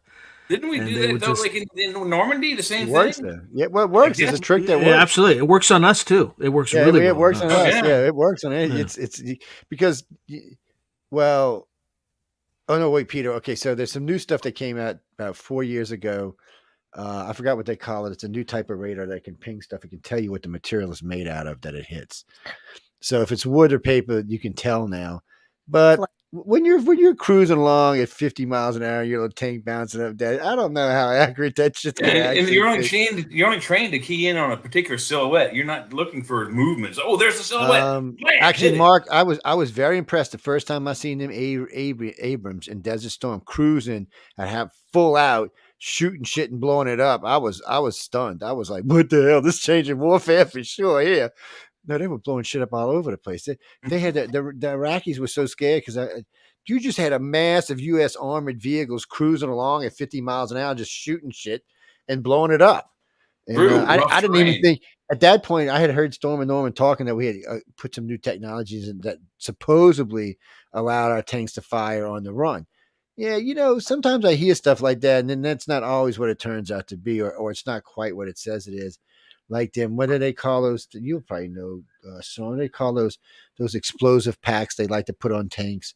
What the hell? Reactive armor. Reactive Yes. armor. So, I've heard good and bad things about those things. So I don't know, man. I'm not sure where to I go wouldn't, with that. if I were an infantryman, I wouldn't want to be anywhere near one of those like tanks with reactive armor. Well, I bet you one not, near because it. it explodes out of a pretty good force, from what I Yeah. understand. Yeah, you're secondary casualty, no problem. No, Reese, so basically what they do is when something hits them, they explode outward to keep it from going inside the tank. If it works, it works. It's like a Russian thing. It's a Russian thing. It's not an American thing. It's I've heard of electronic armor and stuff like that. The U.S. has got a lot of things it's working on, but how many are actually where they are and where they're not? So you never know with the U.S. government. Sometimes you don't think they have something, and they do.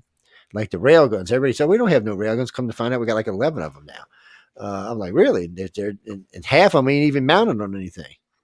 Yeah, they've been testing them for a long time. Yeah, they've been testing them. Well, they were on the Zimwalt. They had them on the they put them on the Zimwalt, and then they took them off because they said they cost too much to shoot.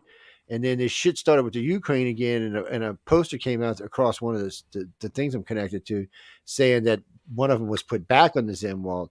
These things have like 150-mile range, and at 150 miles, they can penetrate your ship from one side and go right through the other side. Yeah, it's just a pure kinetic hit. They just try to get like a tiny ball of like metal and accelerate it to some fraction of the speed of light. So the ones they're shooting out of the Actually, things, an aluminum rod about yay big. Yeah, well, the ones they're shooting out of the ones that were shooting on the Zimwalt were fairly decent size, but I know. So their deal was, this is how they looked at it. So they showed you one image of this. Is one of the very first videos they ever did when it was on the Zimwalt. They went out to the test range, not far from Bikini Atoll, by the way. Pulls up. Now it's cruising along. The little ship, it's it looked like maybe a cruiser type from maybe World War II Korea or something. It's cruising along this way. I think it was being towed actually, and another one's cruising this, and you see the Zimwalt go. It didn't even hardly make any noise, and then you see the ship go. It just cut it in half like it was butter. I mean, it wasn't even hardly any noise from it. It just it was literally like 5 shots and the thing just collapsed. I was like, so I'm thinking. So they said even a modern day carrier could cut a modern day carrier in half in about 2 minutes. I was like, you got to be shitting me. That doesn't mean it's going to sink, Jackie. Carriers are a really strange beast. If everything's shut and it becomes just a big matter of fact, to put this to help you understand this. So at Bikini Atoll, we were using nukes to blow up ships to see what would happen to them. But when all the hatches was closed on the ship, even when that was nuked, sometimes it would just turn into a big air ball. It would just melt into like a ball. But since everything was closed, it was unsinkable. Yeah, so you couldn't sink it no matter what you did. Which was the concept behind the original Titanic, but they. Well, Titanic, they messed up and left the top open. I don't know what the hell that was. They didn't react in time. Yeah, it was too late. Yeah. Yeah. Raymond. So the Titanic would have been unsinkable, but they had the upper walls. The water just overtopped them. They weren't connected, so the water from one compartment overtopped the other one by going over the top of them. And automatic doors trapped millions or hundreds of people behind. It was just a design flaw is what it was. No, I don't know who thought about it. Well, you know what? You see some stupid okay, we go build up. Well, how much that carrier cost us? $14 billion. Can it launch an F-35? Oh shit, no, it can't. How in the hell do we build a $14 billion aircraft carrier that can't launch one of our top jets? Well, how long do they take to build though? How long do they take? They take 10 years to build. But it don't matter. Maybe. They knew we had the F-35 for at least 10 years. I mean, come on. Can I see a video of that where one just like flew by it and couldn't stop and just kept going? They can probably land on it, but they can't take off. Is what the problem is. And then they're not short takeoff. Oh wait, so the new one, which I can't remember which one is the Ray. Anyway, we got the new carrier coming out. They were in one of the rivers the other day, launching cars off of it to see if the catapult was working. I'm not shitting y'all. They were launching cars off of it. I was like, sometimes I just wonder. Yeah, I'm just wondering. Well, I guess a car, if it weighs the same as a jet, I guess it's okay. No, the F-22s can take off on a carrier, and they can land on a carrier too. But they don't like using them on them. The F-22 and F-35 were really not initially designed to be carrier jets. They're too large. They take up too much space. You wouldn't be able to launch as much of a. They don't. That's the thing. So the Navy requires all of its jets wings to fold because it needs the space. And on those two jets, neither one of them, they do have an F-22 now that has the tips that fold. So that's a plus. So they could probably get them on there. But well, the F-22 is the most beast aircraft ever built. Screw the F-35. I ain't got nothing on the F-22. You ask a pilot in a dogfight, do you want to be an F-35? F-22 is going to tell you F-22 every time. Every time. It's going to be like, no, I know who's going to win this fight. Well, the long-range system on the F-22 is actually longer than the F-35 because of fuel requirements and weight requirements of its rockets. So the F-22 can actually carry rockets in or out of it's got an inner payload and an outer payload. Yep. F-35 only has an inner payload, so it's a little different. So they're seriously badass. They're just seriously badass jets. But for some reason, we opted to go with more of the F-35s, which is a badass jet. I don't want to take nothing away from it. But I don't think it has the same capabilities as the F-22. Allegedly, the F-22 can cloak itself from not only electronic devices, but direct observation. So you can be looking at it, and they can go sit and turn invisible in front of you. It was a different design. We only got like 140 of them anymore now. Well, we sold them to other people too, but and we're going to keep them for another 22 years, I think they said, and then we're going to retire them. But they could always put them back in production if they needed to, but they're scarily badass. They snuck up on that Russian Su-57. That dude. So you see this NATO picture, right? So these two Russian. This is worse than the Phantom one, which we'll talk about that one too. So you see these two Sarkos cruising along, trailing. It looked like some type of I think it was like a British spy plane or something. It was just tagging the trail. They were coming up behind them, being smartasses because you could hear the chatter on the radios. They were muffling, so we couldn't hear what they were telling the British plane. Then all of a sudden, they don't even know they're back there, man. I mean, these are the most advanced jets Russia's got. Most advanced radar, most advanced everything. All of a sudden, you hear the F-22 pilot said, maybe you should look behind you, or maybe you should just go home. And all of a sudden, you see both the SUs just peel off, and they go out like that, and they realize, and you hear the target locks on the F-22s just beeping away. These guys are dead. If they wanted them, they were dead. I mean, there was nothing they could have done. They were too close to them. There was nothing. They could have took them out with their machine guns, much less. It was embarrassing for the Russians. You know, at least with the Iranians, it was a couple of our old F-4 Phantoms. I mean, come on, what do you expect the F-4 Phantom to have?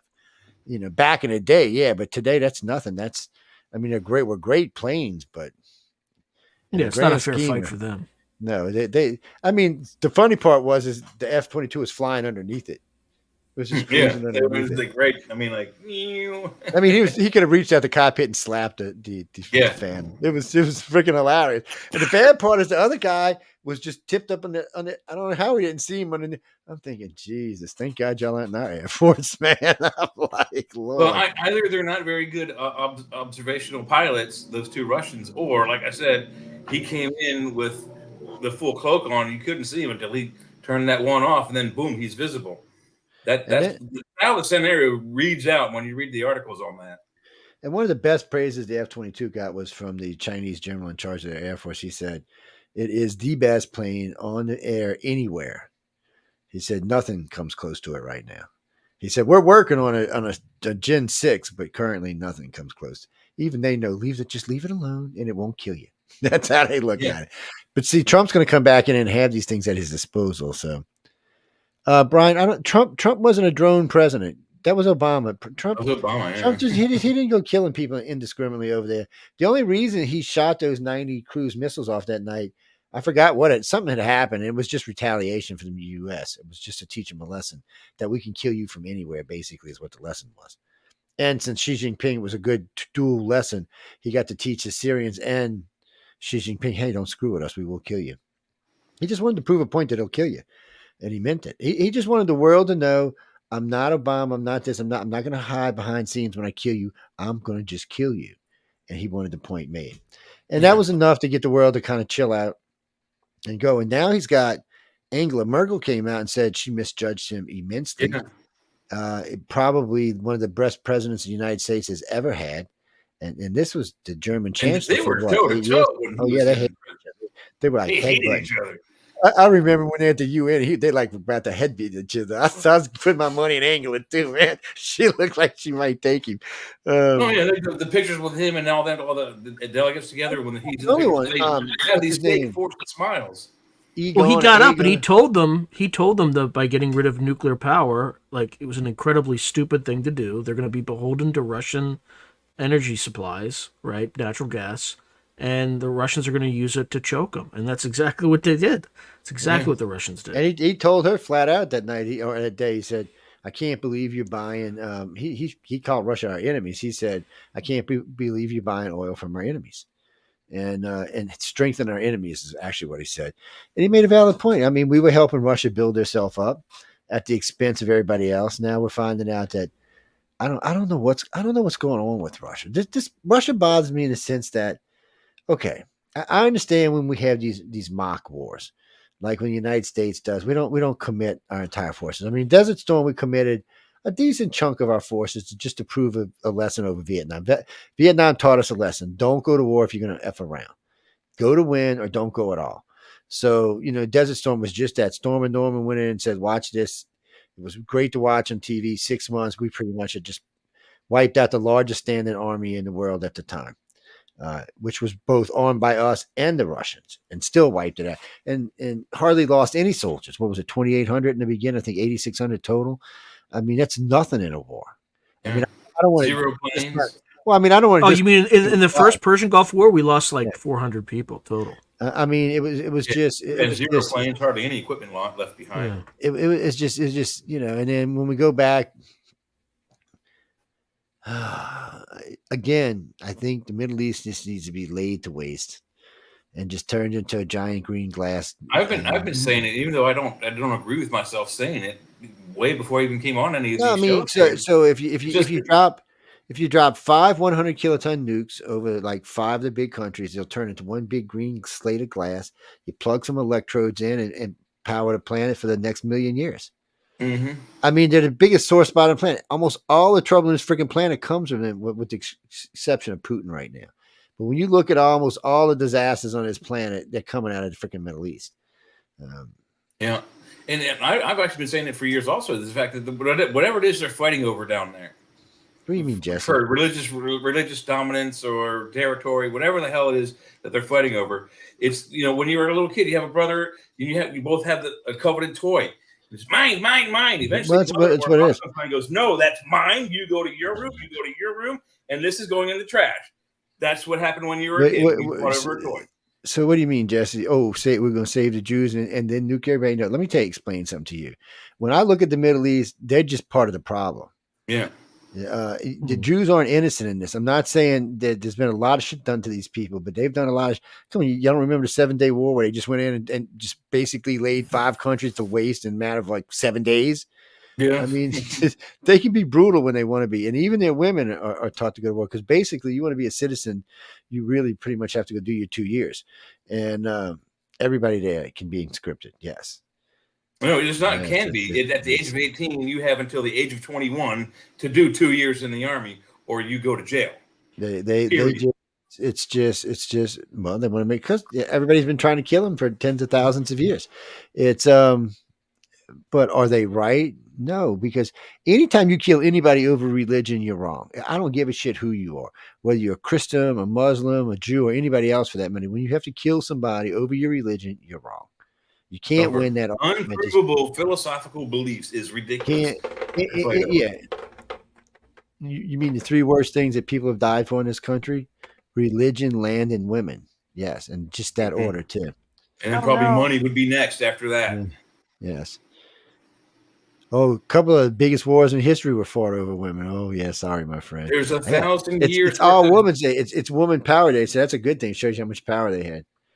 Well, you're talking about the Crusades. You're talking about what's her name? Wait, somebody just hit me up about, what was it, the Greek, Roman? No, who was that? They launched 1,000 ships or 10,000 ships. The Greeks against Troy. Oh yeah, Helen of Troy. Yeah, Helen of Troy.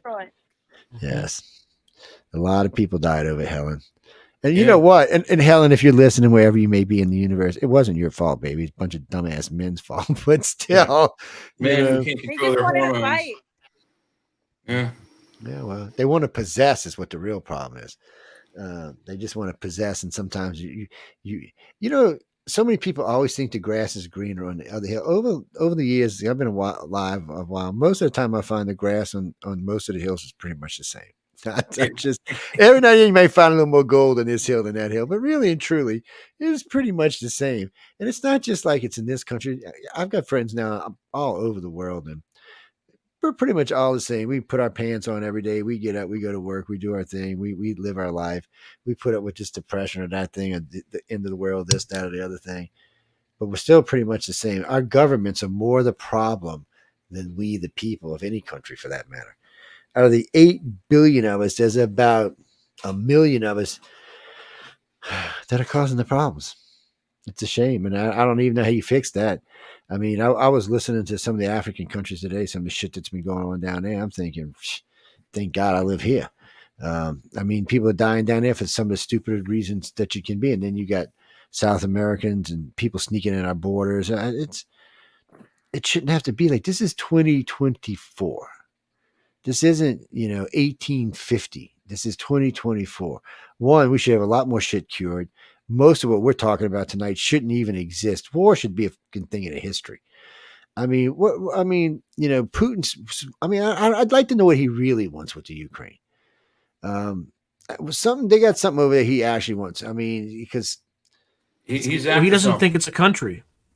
Yeah, he still thinks it's part of Russia. He's trying to annex it back. That's part of it. But there's some unobtainium in Ukraine. Yeah, in the Donbass, it's like I want to say it's coal. There's enormous, or there's huge resources. I know there's they're a big wheat basket. I know they produce a lot. Well, there's that too, but it's mainly there's something in the Donbass. I think it's either coal or like iron or something like that.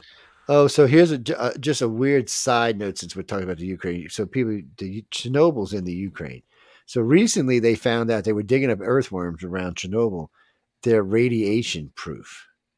So far they can't find any radiation that kills them. I was like, what?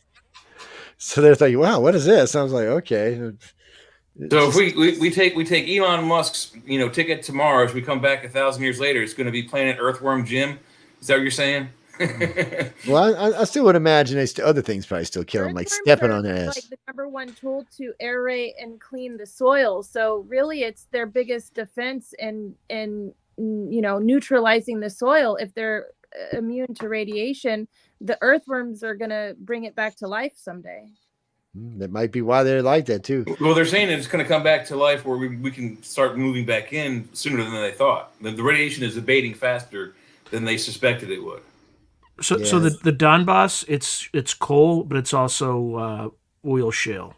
Yeah, but also, I do believe the Ukraine also is the number one provider of fissionable material to Russia. So that's another thing they're probably wanting. Yeah, it's just.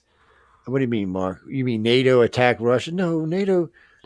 Look, if I can tell you this, if Trump's president and NATO attacks Russia, NATO's in trouble because we're going to be like. Trump's going to tell NATO to go take it flying. He's going to pay. You know what Trump's going to say? He's going to say, "Is everybody paid up?" No. Well, call me when everybody's paid up. Pay your entry fee, and we'll come right on over. And Putin kind of knows that. But still, a serious attack even with us out of the NATO picture, he still can't defeat NATO by himself. It's no, he can't, but he could really screw things up for one. If China, he could wipe out most of Europe. Yeah, he could do pretty good damage. It's not that. I mean, France has nukes. England has nukes. So what? Spain has nukes. Italy has nukes. We have nukes in like 6 or 7 other countries that also have nukes, such as Germany. India? I think there's only 8. India and Pakistan have India's nukes. got like 400. I think there's only 8. It's either 7. No, it's only 8 countries that have nukes, or 7 countries that have nukes. No, it's more than that. It's, Mexico does have them. Pakistan, I know for one, does. India. Yeah, Pakistan does. India has like 200 or 400. China's got about 400 to 800. They don't have a great deal, but they have them. It's most of the countries in Europe have them. If they don't have their own, they have ours for protection. We have nukes parked in a lot of places, but they're not. That's what I'm saying. They're like Spain, France, Italy all have their own nukes, and then we have nukes in Germany, maybe not Switzerland, but the other countries, Poland, the ones closer to Russia. Lithuania. No, not Lithuania. Yeah, we've been talking about putting nukes in Poland. Putin just blew his cap the other day when they were talking about that. I mean, that would be very stupid of us to do. He said he would consider them a legit target, is what he said. He said, well, that's right. That's fair. That's totally fair. Yeah, I mean, we just parked them on your freaking border. Yeah, of course it's fair.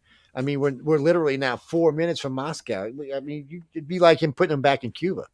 Yeah, which we're never going to let that happen. So, what was that, Jimmy Lee? You know what? I'll find out. Give me a second. I had it somewhere. I was just getting ready to look for it right as you said that. We don't care how many they killed. Let's see. All right, here are the countries that actually possess nukes. It's 1, 2, 3, 4, 5, 6, 7, 8, 9. So Russia has 1,600 deployed strategic warheads ready to kill you. Wow. Okay. They have non-deployed warheads 2,800. Deployed 4,000.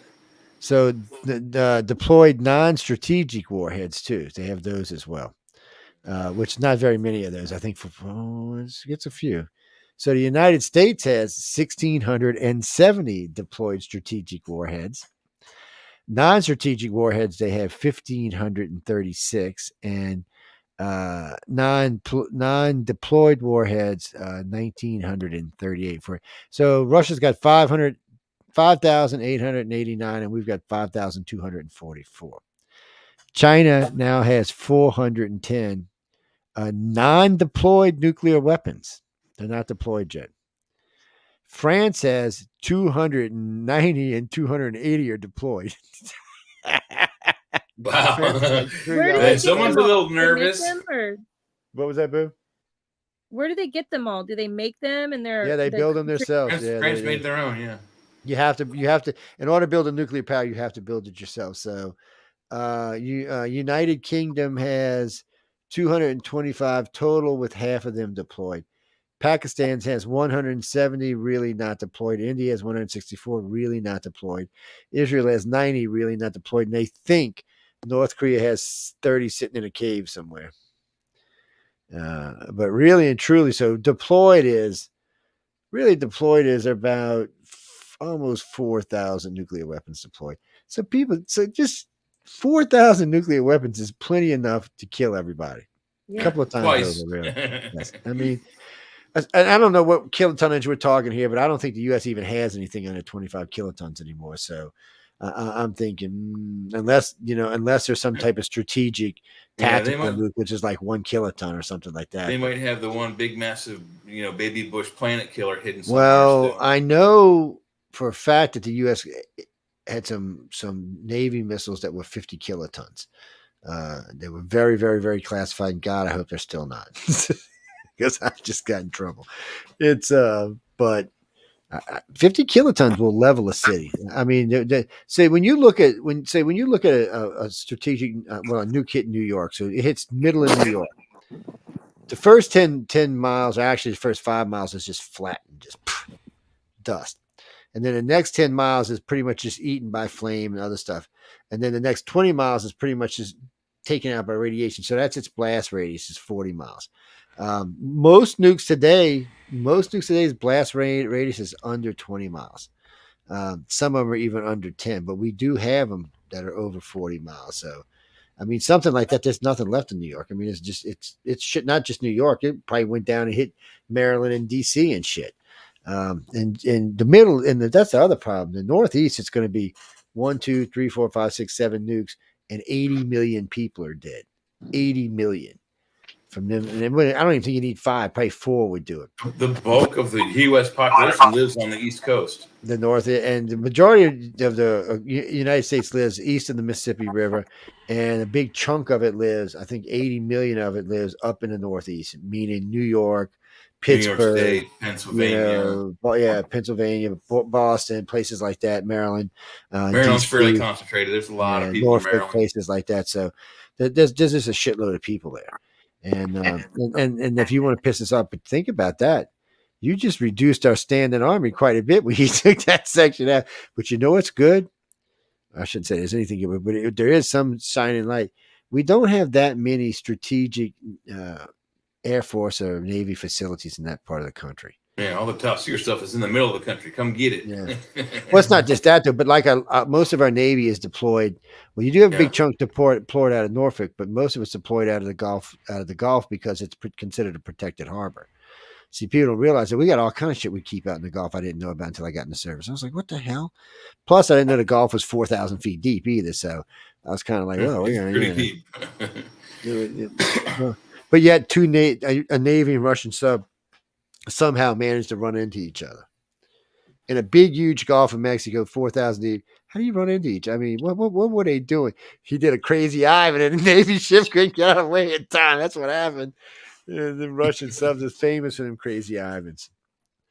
What do you mean, Christian? A crazy Ivan is when a submariner decides to turn right or left just really fast, like almost 180 degrees immediate. Yeah. And the only reason is because they have what they call the baffles behind the fantail of the submarine where the towed array is. They can't hear between the two propeller screws. There's a huge cone of silence behind them. They have no idea what's in it.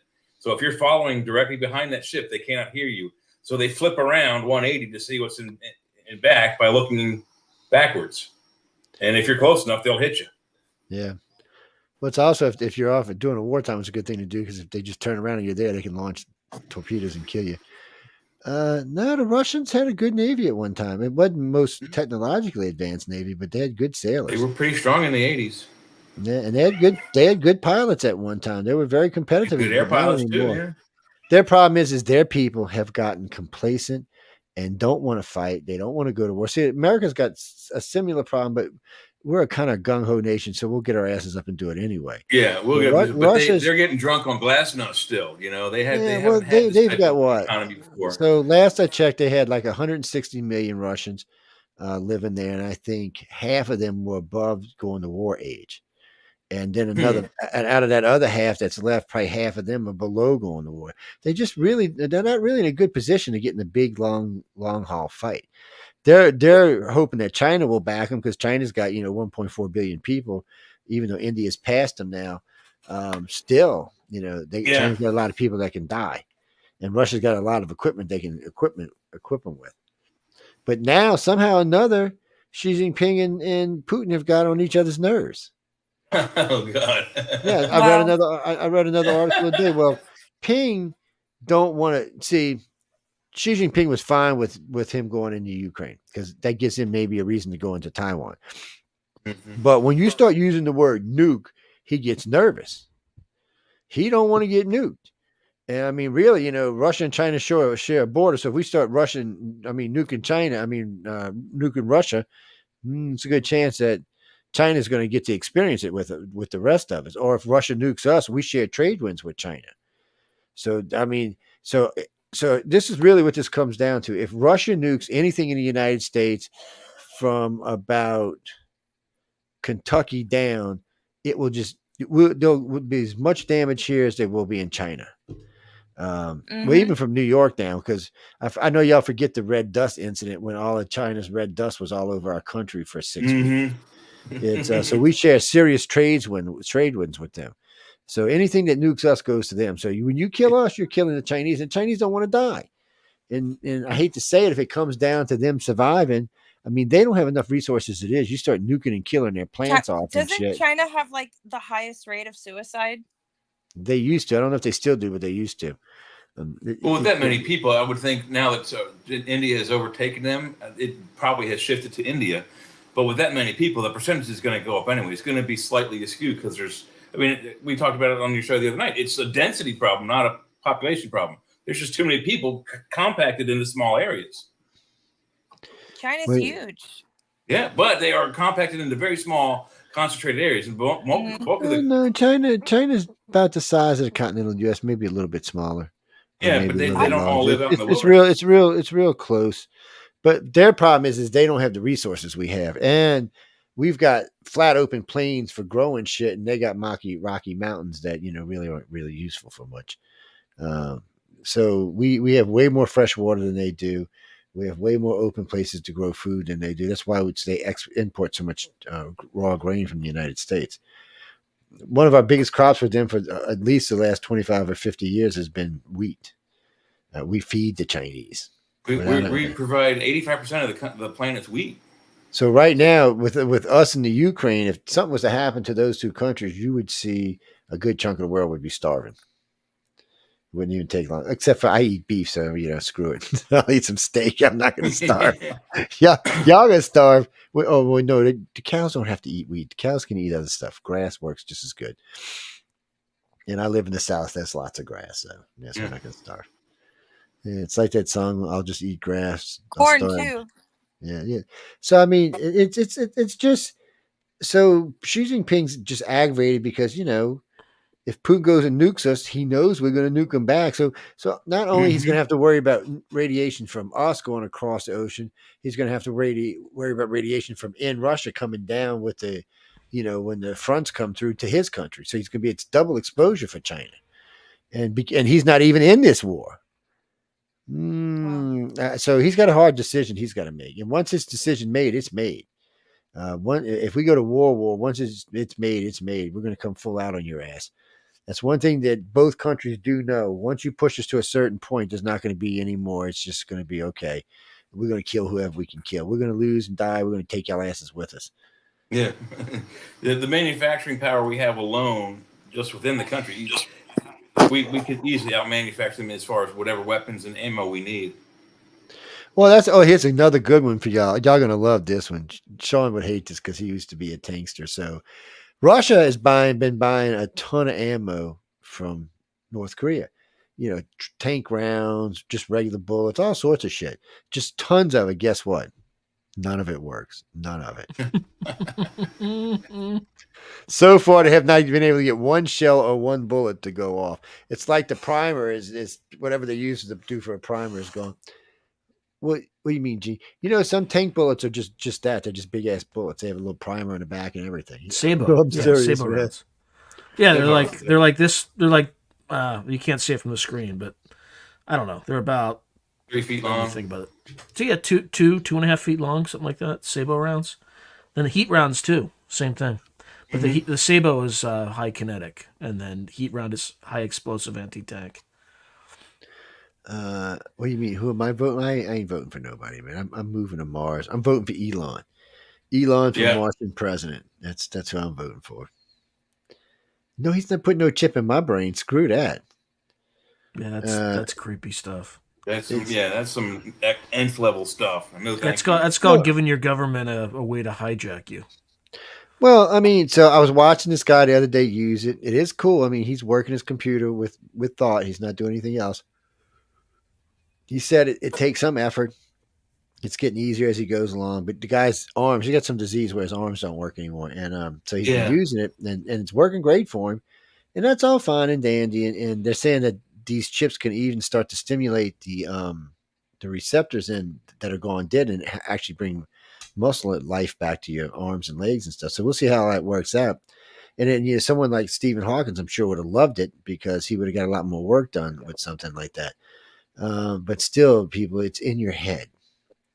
Well, they also have devices for amputees now. It's literally the closest thing to bionics is they insert like some sort of electrode ends on the amputized limb, and those probes go near those nerve endings that would have fired off the remaining part, and then they can attach this fake limb, and through thought they can make the hand open and close, and grab things and twist. It's very, very X level stuff. It's very cool to look at. That I would do. Brain implant, no thanks. It's there's some of that stuff. I'm just kind of like, okay, man, you're not. I mean, I understand that if they got the ones now that you could put in there, they could probably record everything in your head and create take control of you. Yeah, create a host body and just upload that into a new body. That would be cool. But is that actually really you? That's the question. Is it really you? Question. So it's always going to be, how is it done? So are you just recording my memories? Because it's all you're recording is my memories. That's not me. That's just my memories. Yeah. Now you might put them into another person and it might work the exact same way, but is that what actually is the essence of Joe? So you need to figure out how you can take it all and make sure you're getting it all, because I don't want to wake up somewhere and not have any soul, just memories. That'll suck.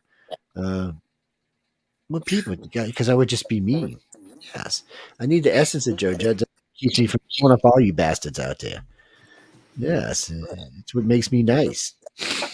Yeah, it's kind of like the Star Trek movie, Captain Kirk. The guy offers Captain Kirk he'll take his bad feelings, memories away, make him feel better. He's like, no, I need my pain. They make me who I am.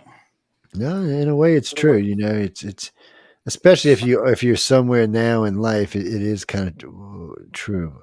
What is that, Reese? No, why would I want to even play that? No, look, y'all can send music. We don't mind. We play different stuff on the network, and you can send music for the different breaks. But no, I'm not playing that. I'm sorry. No. What was the request? I can't say. I can't even put that on my lips, people. I mean, that's just horrible. No, I got nothing against Michael Jackson. No, I don't. I don't have anything about Michael Jackson. I don't have nothing against him. I just don't think it works for this show. That's all. You could play "Smooth Criminal" by Alien Ant Farm. That might be a compromise. I saw them live when I was like 13 or 14. Vacaville, Three Oaks Community Center.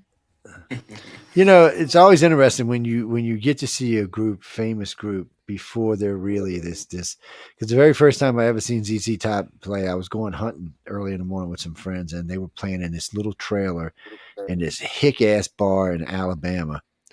I mean, this was just here's a trailer on the side of the road. And that's where they were playing. And I'd heard them, and, I said, wow, y'all are really good. I mean, we had a good time. We had a good time, got drunk with them, didn't go hunting, hung out with them for about a day. And then one day I'm sitting down, I don't know, it was like 10, 12 years later, my friend goes, was that them people we got drunk with? I'm like, who? And I was like, son of a bitch. It sure was. It's one of them things, but it was strange because, I mean, when I say it was a hick bar, I mean, it was just a hick bar. This was just somewhere no city folks should ever go. Thank God I was with a bunch of my country friends. So it wasn't as bad for me, but Rusi, no, I like all music. I can listen to some I can listen to some hip hop. I can listen to some grunge. Yeah, I like everything. But for me, music. Do you like country music? I do like some country music. Like modern country music? I like some modern country music too. I'm not as much old as I like. I do like one of my favorite songs, which we might have to play tonight, is the I-95 song. Yes. I love that fucking song. Ooh, beep, beep. It's the I-95 song. Would you like me to do the lyrics for you?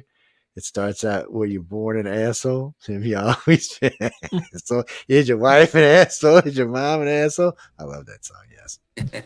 Actually, I hate to tell you, but on real TV and radio, you can use the word asshole. Yes.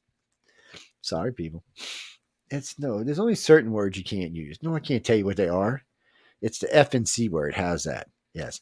And there's certain phrases you can't use either. Mm-hmm. Yes, it's just the way it works. I don't own or work for the FCC. Sorry. That's the communications company. They want to do what they want to do, what the government says for them to do. No, we're getting ready to take a break in a second, but real quick, hold on. Let me pull it up and I'll give you a quick. There's actually quite a few. There's about 14 things we'll go through, and we're going to get into some of the polls, but we still got a little while.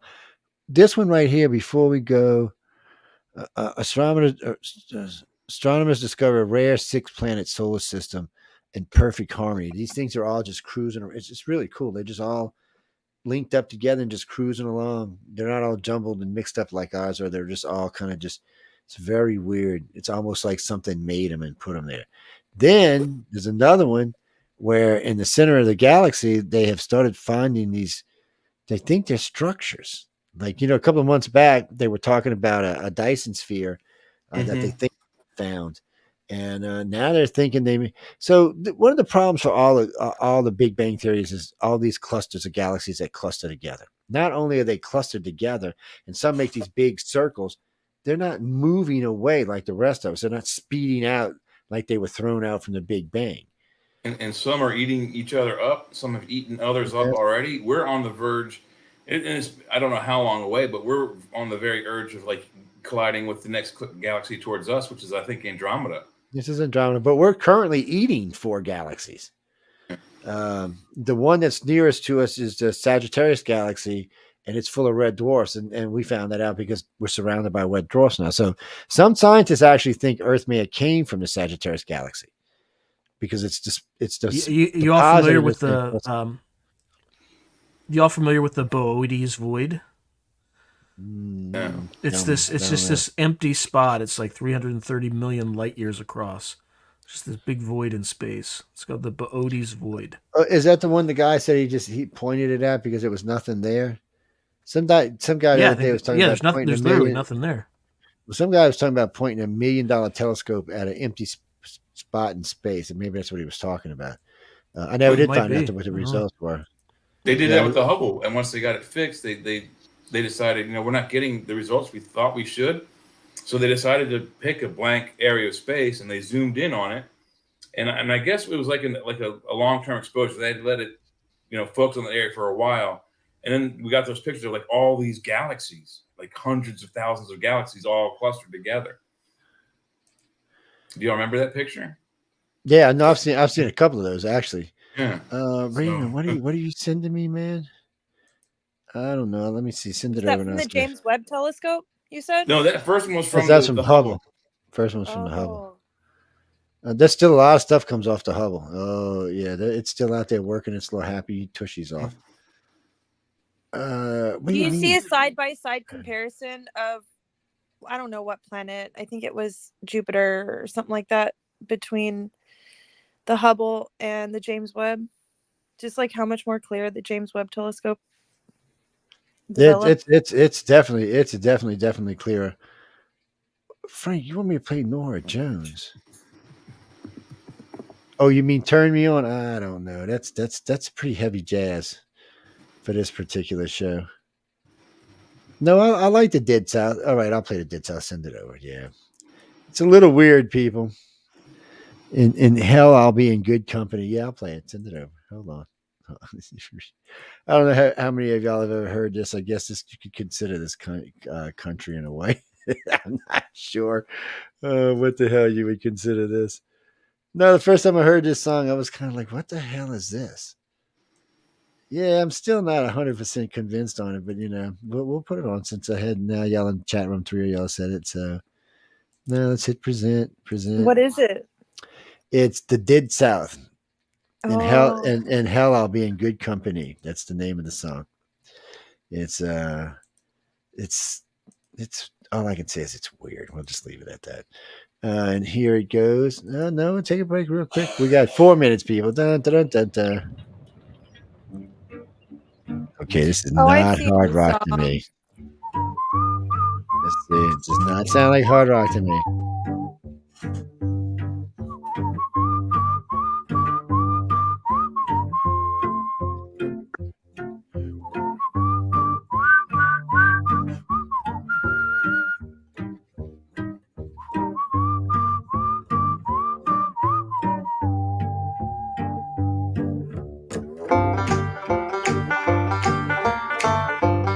Do it.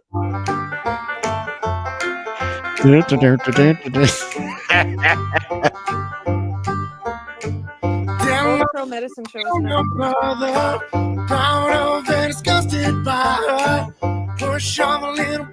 Where's General Sherman when I need him? I ain't coming home with you. They're having fun, I guess. My life's a bit more colder. Damn, life is what I told her. Brass knife sticks to my shoulder. Oh, babe, don't know what I'm gonna do.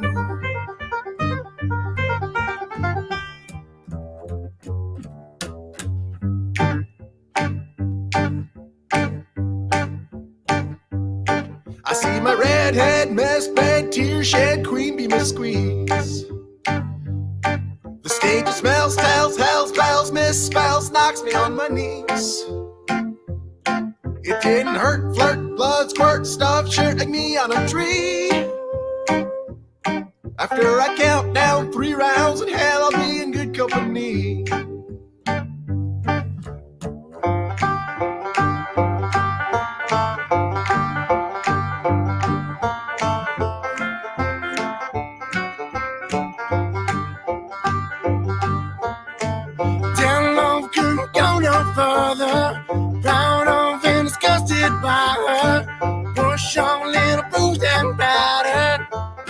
on, I ain't coming home with you.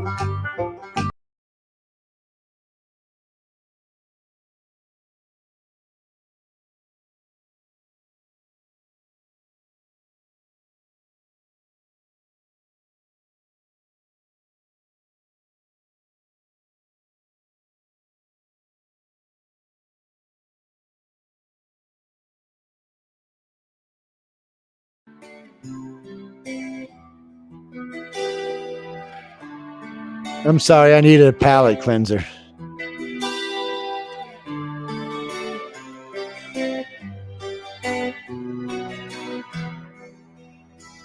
That's it? I needed a suppository for that one. I'm just saying, I needed something to get the taste of that song in my mouth. No, see, we're not playing with stupid shit like that. Forever trusting It's not hard. Not good. and nothing else matters. Never opened myself this way. Life is ours, we live it our way. Always words I don't just say, and nothing else matters. Trust I seek and I find in you. Every day for us something new.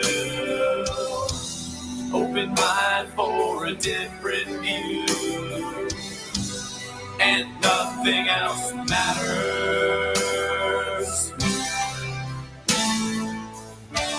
Never care for what they do. Never care for what they know. But I know.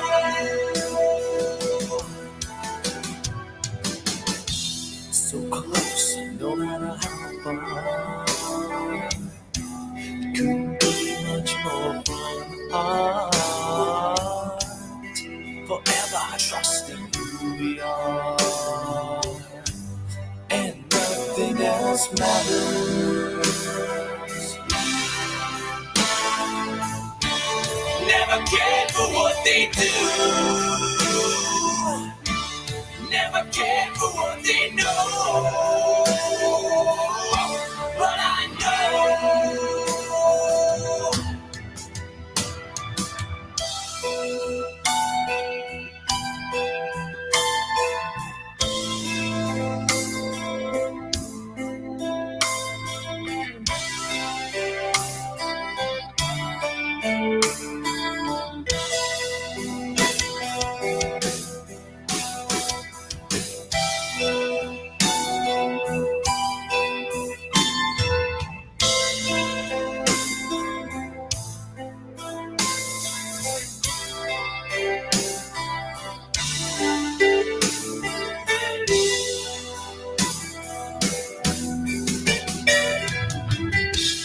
Never opened myself this way. Life is ours, we live it our way.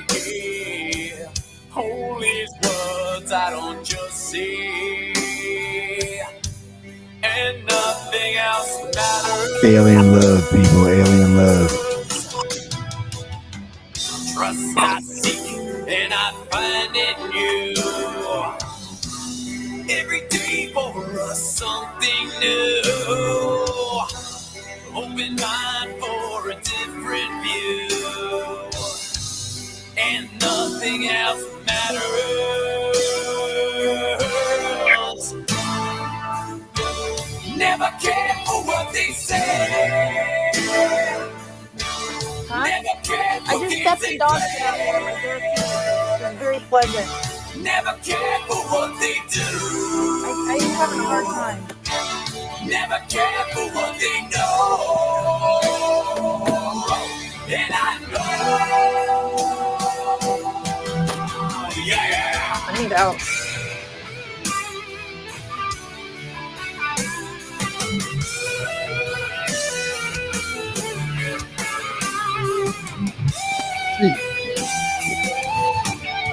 Hey, how this?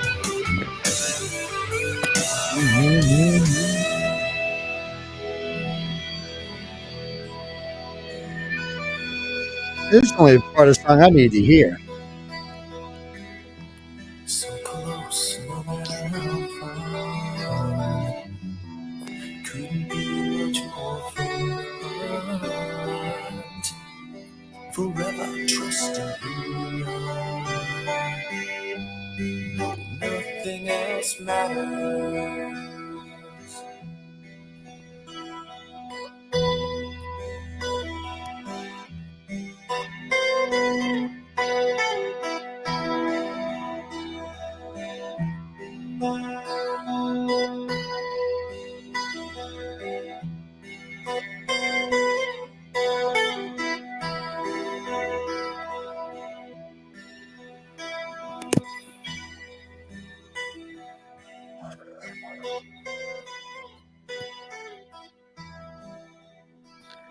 Dun, dun, dun, dun, dun, dun, dun, dun.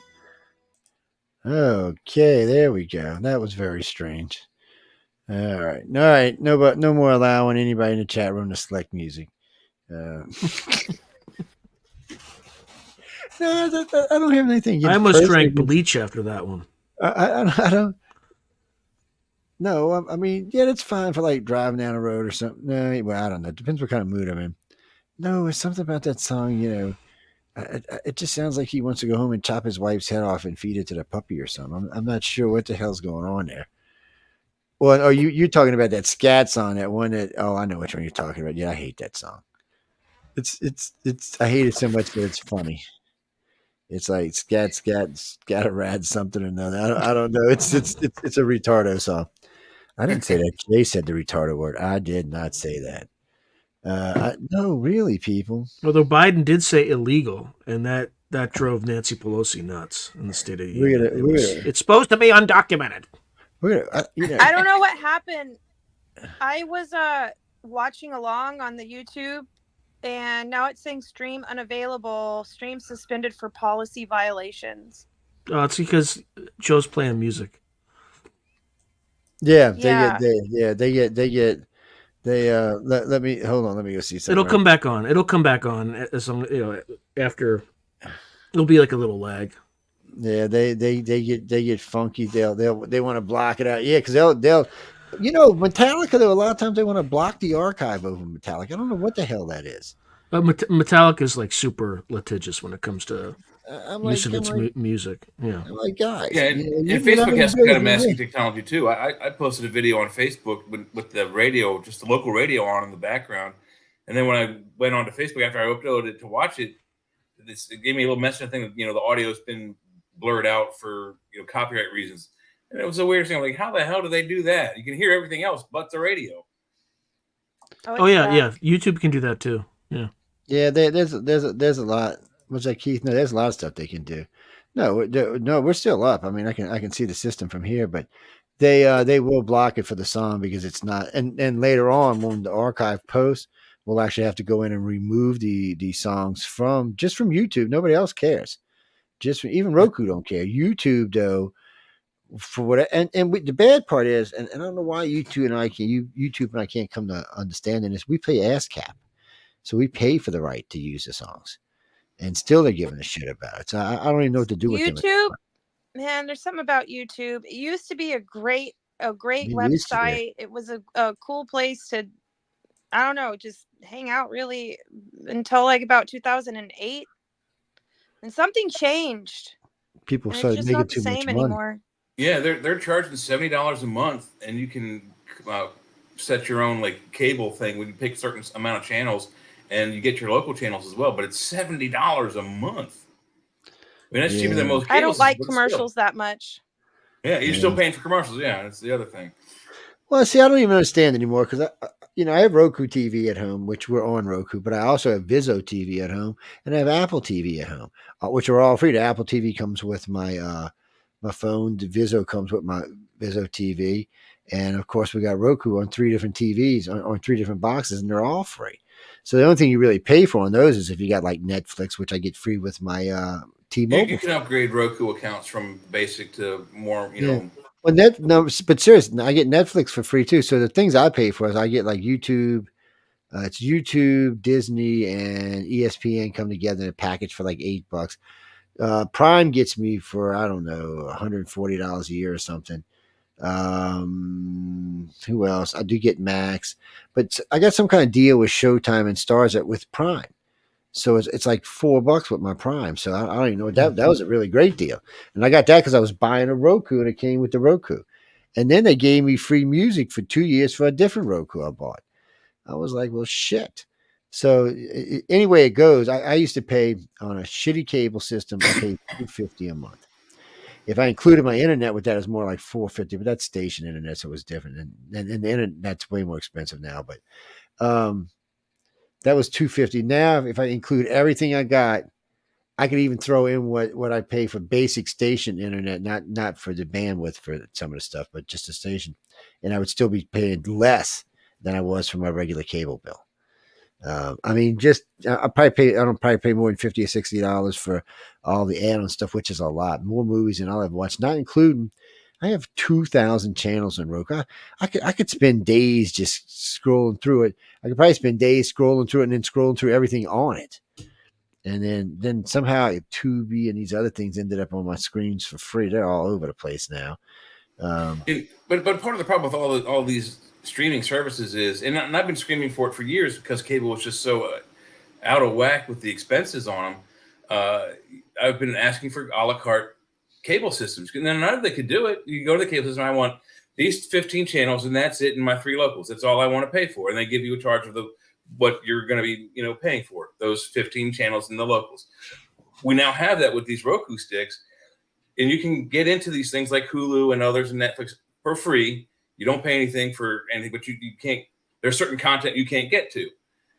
So, but you watch the local live TV shows through Roku and whatnot, and you get commercials on the TV shows. You're not paying anything. That's fine.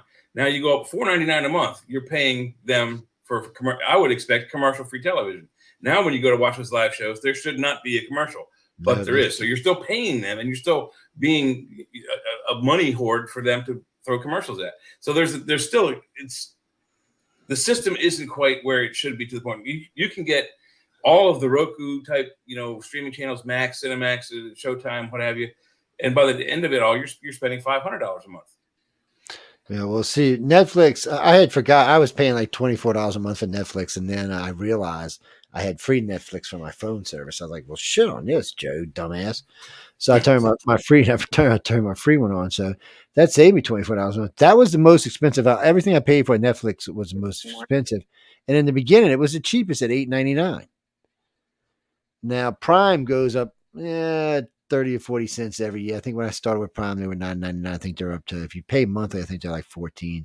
If you have a yearly subscription, I think you don't pay any extra for the Prime Video. It's all free. Yeah. Well, I mean, I get all the Prime stuff. I'm actually a whatever Prime member now, but it's there's just a lot of stuff in there. And Amazon, I do like the free shipping. I do like the stuff that's in 1 or 2 days, plus all the TV that comes with it. And what do you mean, Bruce? No, Prime sticks are the same things as Roku sticks are. Yeah, same idea. It's a streaming stick. Yeah, it's just Roku came first, and then Prime decided later on we were going to switch because we thought originally the streaming company we were with that puts us on Roku had offered us. They offered us the stick, Apple TV, and Samsung television, and eventually we may get on those as well. But when we looked at the Prime and the Roku, they got about the same amount of members, about 180 million and to 200 million subscribers. And they basically have the same stuff, except for Roku offers you some stuff that Prime can't because it's exclusive. Like there's lots of games you can get on Roku you can't get on those. And I do like the fact that I can play Battleship on TV, which is kind of cool. I like to whip people's ass in Battleship every once in a while. But I play chess on TV too. I play backgammon. Anytime I get like 2 or 4 o'clock in the morning when I'm sitting there watching something on TV, I might pull it up and play a game of chess. I used to be good. I was ranked 1,000th in the country for a while. Yes. A good friend of mine who was ranked 100th in the country taught me how to play at night working at a convenience store. Yes. We used to make paper boards and play like that. That's how I learned to play by numbers. Yes. You're better if you learn to play by numbers, actually. It helps your game. Mm-hmm. But anyway, enough about backgammon. Oh man, I used to win money playing backgammon. I used to go to championship. Backgammon's fun. Darts. I made. So in my youth, when I was young, like this person over here on the left side of the screen over here, I made money playing darts. I made money playing backgammon, and I made money dancing, and not lucid dancing before anybody asks. Contest dancing. I was very competitive. What can I say? Nowadays, I'm like, leave me alone, people. Don't bother me. Stay the hell away from me. Get back. Put the cross on their asses. What's that, Gene? You mean if I had to make a prediction right now? There's something wrong with my connection, I think. What's happening? You breaking up or something? Can you hear us or? Yeah, it's just very choppy. I don't know what's happening. That's weird. Maybe Wi-Fi is going out or something. You're coming across here pretty clean though. Yeah, you sound good over here. That's good. It's every time Joe talks. Oh, it might be something on my end. It might not be. Yeah, sometimes he gets glitchy. It's the end. It's the end of time coming. That's all. It starts here first. What can I tell you? Bob's back there. I'm excited. And Bob's back there, just waiting to beam out the little curly lights and take us all out. No, actually, guys, I was going to say I don't Wolf want Moon to step in shit anymore. Well, I can't blame you for that. No, actually, Jack, Death of the Taxman guy is going to be on next week. Dave Hankins, he's going to be on the Saturday show. Well, Wolf Moon's supposed to be, but when I was talking to Wolf today, I forgot that Carmen had already booked Dave, so I got to get that straight. And then the gentleman with this book on the other side of me will be on in a couple of weeks too. Well, he'll be on the Wednesday show though. Yes, we'll be talking about why aliens don't come down here and blow up some freaking politicians. No, I just wonder because they are the I'm still politicians. Yeah. It's say what do you mean end of the world as we know it? It's always the end of the world as we know. As a matter of fact, I'm pretty sure it's been the end of the world as we know it since the freaking monkeys were swinging in cheese, throwing shit at each other. I'm pretty sure that's how it's always been. Yes. Well, what is the end of the world? I guess it's the real question, isn't it? And what is it? Is it the end of the world for you individually? Is it the end of the world for everybody? Is it the end of the world just because we like to say it's the end of the world? Yeah. Well, a good religious friend of mine says God doesn't like to let us die young. He likes to torture us. And sometimes I wonder if it's not a true statement. I'm just, no, this guy is he's seriously religious. He's a Baptist preacher. Oh yeah, he's serious. He means it too. He's like, oh no, Joe, that's why. He said you was probably bad when you was a young man. That sounds like angelic, like buddy. I don't know what you're talking about. I didn't get bad till I got older. Yes. Yeah. Yes. No, really, I didn't get bad till I got older. When I got older, I got bad. Yes. Shit happens sometimes. No, we'll go over the polls in just a minute. Before we do that, though, hold on a second. Let me pull this up. What did I do with it? I had it up here a minute. Oh, no, that's y'all. Where's it at? So let's see. What is this? No, that's ain't what I wanted to talk about. What is this? Yeah. Oh, this is the one about they've actually found what they think 3 or 4 different Earths. It's getting a little weird. They're finding so much shit in space, and I think they need to start slowing down a little bit and defining them a little bit better, or trying to define them. Spend some time going through the atmospheres a little bit better. No, Chris, that's the F-22. So, U.S. Embassy warns on imminent attack. A Moscow attack. That's what it says. U.S. Embassy warns of an imminent Moscow attack. What do they mean? An attack from Moscow or an attack on Moscow? It says U.S. Embassy Russia warns an immediate attack in Moscow on Thursday after Russian intelligence agency claimed to have thwarted an attempt at. Oh, so they're talking about it. Yeah, in Russia. Wow. By who? It's not saying by Ukrainians, probably. Yeah, it probably is. But let me see. Let me scan through and see if there's any notes on about who it is. Federal, that's a security agencies. That's like their FBI. Yeah. No, they're not saying who it is. That probably proves that it's the Ukraine. you would think if it was anybody else, they would Yeah. instantly be talking about, oh, is this terrorist group or that? Well, there's Or, been a or they'd lot be of launching something back. Yeah. well, there's been a lot of weird terrorist shit happening in Russia, and it's not like Middle Eastern terrorists; it's like Russian terrorists. Russian terrorists. Yeah. Yeah. Wow. Oh, this is the one from earlier. Hundreds of mysterious structures found in the heart of the Milky Way. Remember Yeah. the word structures. They didn't Yeah, say plural. planets or anything else. They said structures, meaning something that was built, not something that was just occurring naturally. We keep finding shit in the Yeah. galaxy. It's you know, maybe we What's the should go source there. of that? Like, A who's saying mountain that? wouldn't be a structure, right? No. Not that you would see in space. No. Who is the source of this? Let's find it right quick. This is stories by Harry Barris, but get the damn thumbs thing out of my face so I can see who actually wrote the story. Hold on, maybe if I do it this way, I can. Let's see. That's who wrote the story. I want to know who put it out, though. This is NASA. Wow. Really? Yeah, but so can we believe it? Like, as soon as you said that, I'm like, Oh, oh, wait. well, 50-50, it's true. Most so basically, these people have picked these articles up that NASA put out. Now, NASA says it does look like there's something there. NASA's not actually using the word structure. The person who wrote the article is actually using the word structure.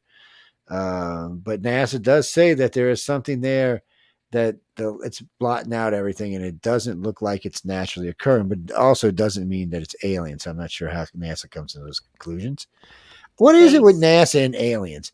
I mean, NASA is built to find aliens. Every time somebody at NASA says they find an alien, they deny it. No, they're built not to find aliens. But I mean, isn't the word NASA isn't the word a Hebrew word for to deceive? Well, I don't know. I'd have to look it up to see, to be honest with you. But it's pronounced like it Nasha might be. I just like looked that. at Maybe the so. article. NASA?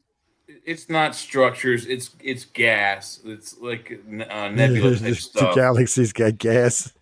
I'm sorry. I'm just gonna let that slide. Yeah. Well, I've now found it three different articles now. See, that's another thing I hate about this. So I type it in. I'll read the original article. Now, if I type in just the title of that article, a lot of times I'll get 3 or 4 different articles.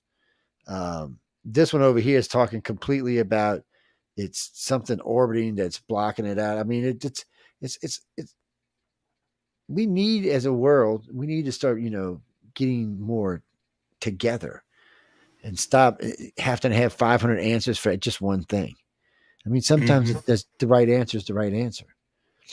I think we're forgetting that as a society. It's really kind of irritating me these days, too. Can you look up the validity on whether or not the word NASA is translated into to deceive in Hebrew? Who's got a search engine open?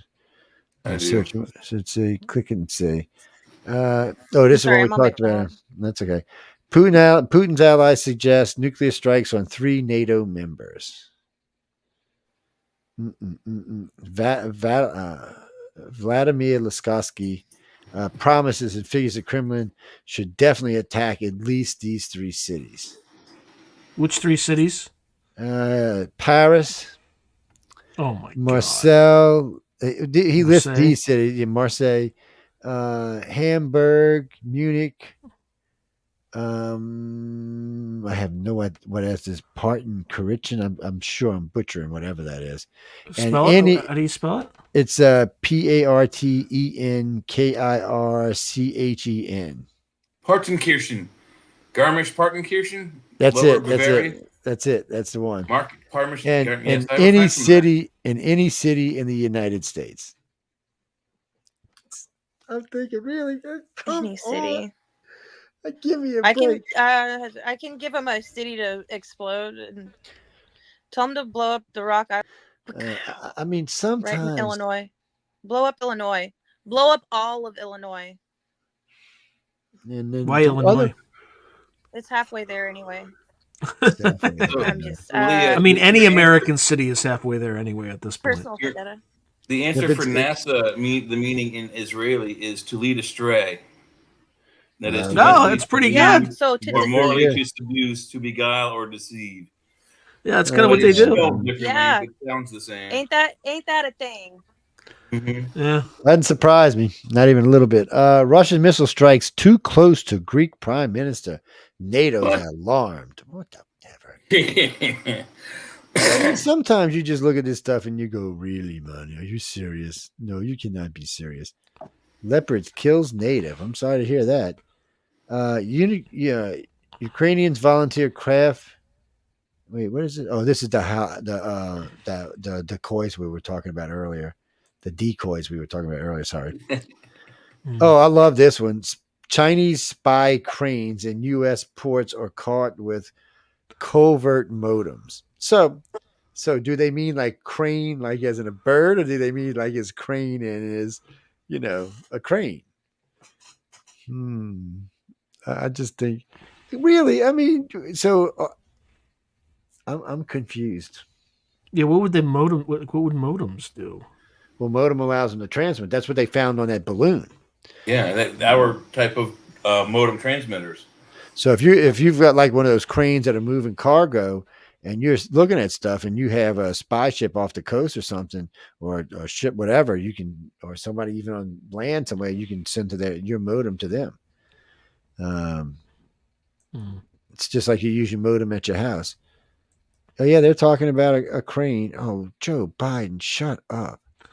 I mean, really, dude. I mean, you're scaring me.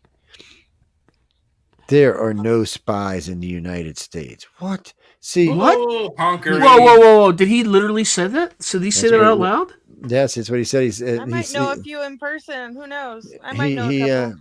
He said he was asked that on something yesterday if he thought there were spies in the U.S. and he said, "No, there's no spies in the U.S." We're Joe Biden said that. He said we were too smart for that. I'm thinking, dude, you do know the border's been open for like a decade now, man. Yeah. Oh God! Although recent survey, this is the Putin, so I like this one. So this is one of the reasons Putin said the stat of his election. So, 82% of Russia says they're going to vote for Vladimir upcoming election, and that's who they're going to vote for. Yes, because they don't want to die. But yeah, he killed Navalny, right? Like Navalny, whatever his name is, recently. So yeah, or he died of a heart attack or something. Yeah, he's old KGB, so you're not getting around him. And then wasn't he a Nazi supporter or something? No, he's the reason he's supposed to be in the Ukraine is to kill the Nazis. He's going after the Nazis, yes. Or No, Navalny wasn't Navalny known? Yeah, for, like, I think so. He was like hardcore. He used to be hardcore, and then he became anti-Putin, so he had to say stuff that made him popular in the West. Oh Lordy, it's So anyway, last year, 82% of the country who said he was going to vote for him watched him on TV. This year, less than 30% tuned in to watch Vladimir give his speech. Oh boy! They said it's like throwing mud in his face. I'm like, whatever, Yeah, maybe if you're Russian, it is. We don't really give a crap. Is there anything we wanted to hear? Oh wait, where's this one? Oh man, I can't put it on the screen. Damn it! CruiseUp Air Car. So this is a new futuristic. So I've been bitching. I wanted my Jetson car, right? So it looks like maybe they might have figured this out. So they have a new propulsion system. It has no moving parts, by the way, and it seems to run endlessly. It's very interesting. Why can't I get this going? The thing. Are you not in Chrome? No, it's for some reason it's just not accepting it. So there's two different ones. There's one that's talking about this no moving parts, and then there's another one that's using where'd you go? Wait, how much this thing's going to cost? $54 million. Well, we ain't even going to worry about that. Yeah, that's Elon Musk's pocket change. Yeah. Oh, he lost $1 billion with Tesla this year, huh? Yeah, didn't he lose some court, like some nonsense court ruling? Yeah, somewhere he did. I remember hearing about it. I don't remember what it was, but I do remember hearing about it. SpaceX Starship second flight footage released under Freedom of Information Act. So I saw his second flight. Why am I going to be seeing it under Freedom of Information Act? Okay, I'm confused by that all the way around. Trumpster, U.S. Intrepid C-11 aircraft carrier. Trump's favorite ship. Whatever. I've never heard him say that. People just make shit up. I know. Fake it till you make it. Okay. Moon has hidden resources that could bring in, sustain billions, sustain humans for billions of generations. That's how much stuff's on the surface of the moon. We've been talking about the helium-3 on the moon for decades. There's way more than enough up there than we need. Well, it looks like this week, didn't the Chinese and the Russians announce a joint project to put a nuclear reactor on the moon by like 2030, something like that? I didn't see it, but God help us if they do. Yeah, that's not great. Yeah, I mean, we better get chop on that one. Well, the first person who controls the moon controls it. Well, Elon and NASA's neighborhoods, they're supposed to start putting it up pretty soon. So they're supposed to be putting a whole neighborhood up. I don't know why they keep calling it a neighborhood. It aggravates me when I hear them say that. I guess a colony is a bad word, but well, I mean, you better get a colony up there fast. Or some sort of defensive base. Yeah, you need boots on the ground. You can't just put a colony up there and like the Russians come in. It's like it'd be like the guys in Aliens. Please volunteer. Let me get out of planet. I need to go like right now. Take me. I would go. I would go in a heartbeat. Let's see. I would grow aeroponic plants. Like I already know how aeroponics work. So I mean, that would be my ticket. That would be my job, or just cleaning toilets, or air cleaning them somehow. Yeah, I would take any job up there. I'm not. Yeah, proud. I would do anything. I would do anything.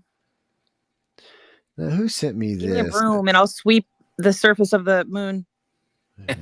Oh, there's a lot to sweep. It's like what 6 inches deep? All that you start sweeping up helium-3, you'll be a billionaire in no time at all. Mm-hmm. That stuff is worth some serious money up there. What was this one? So this guy, what's his name? Jack Smith, isn't that the guy that's going after Trump? The lawyers sued him for everything. So it looks like something backfired on his face today, so I'm not sure what that is. Joe Biden says stronger positions against China. Or did they forget to pay you? Biden? Is that what happened? They didn't pay him his profits from his businesses over there yet.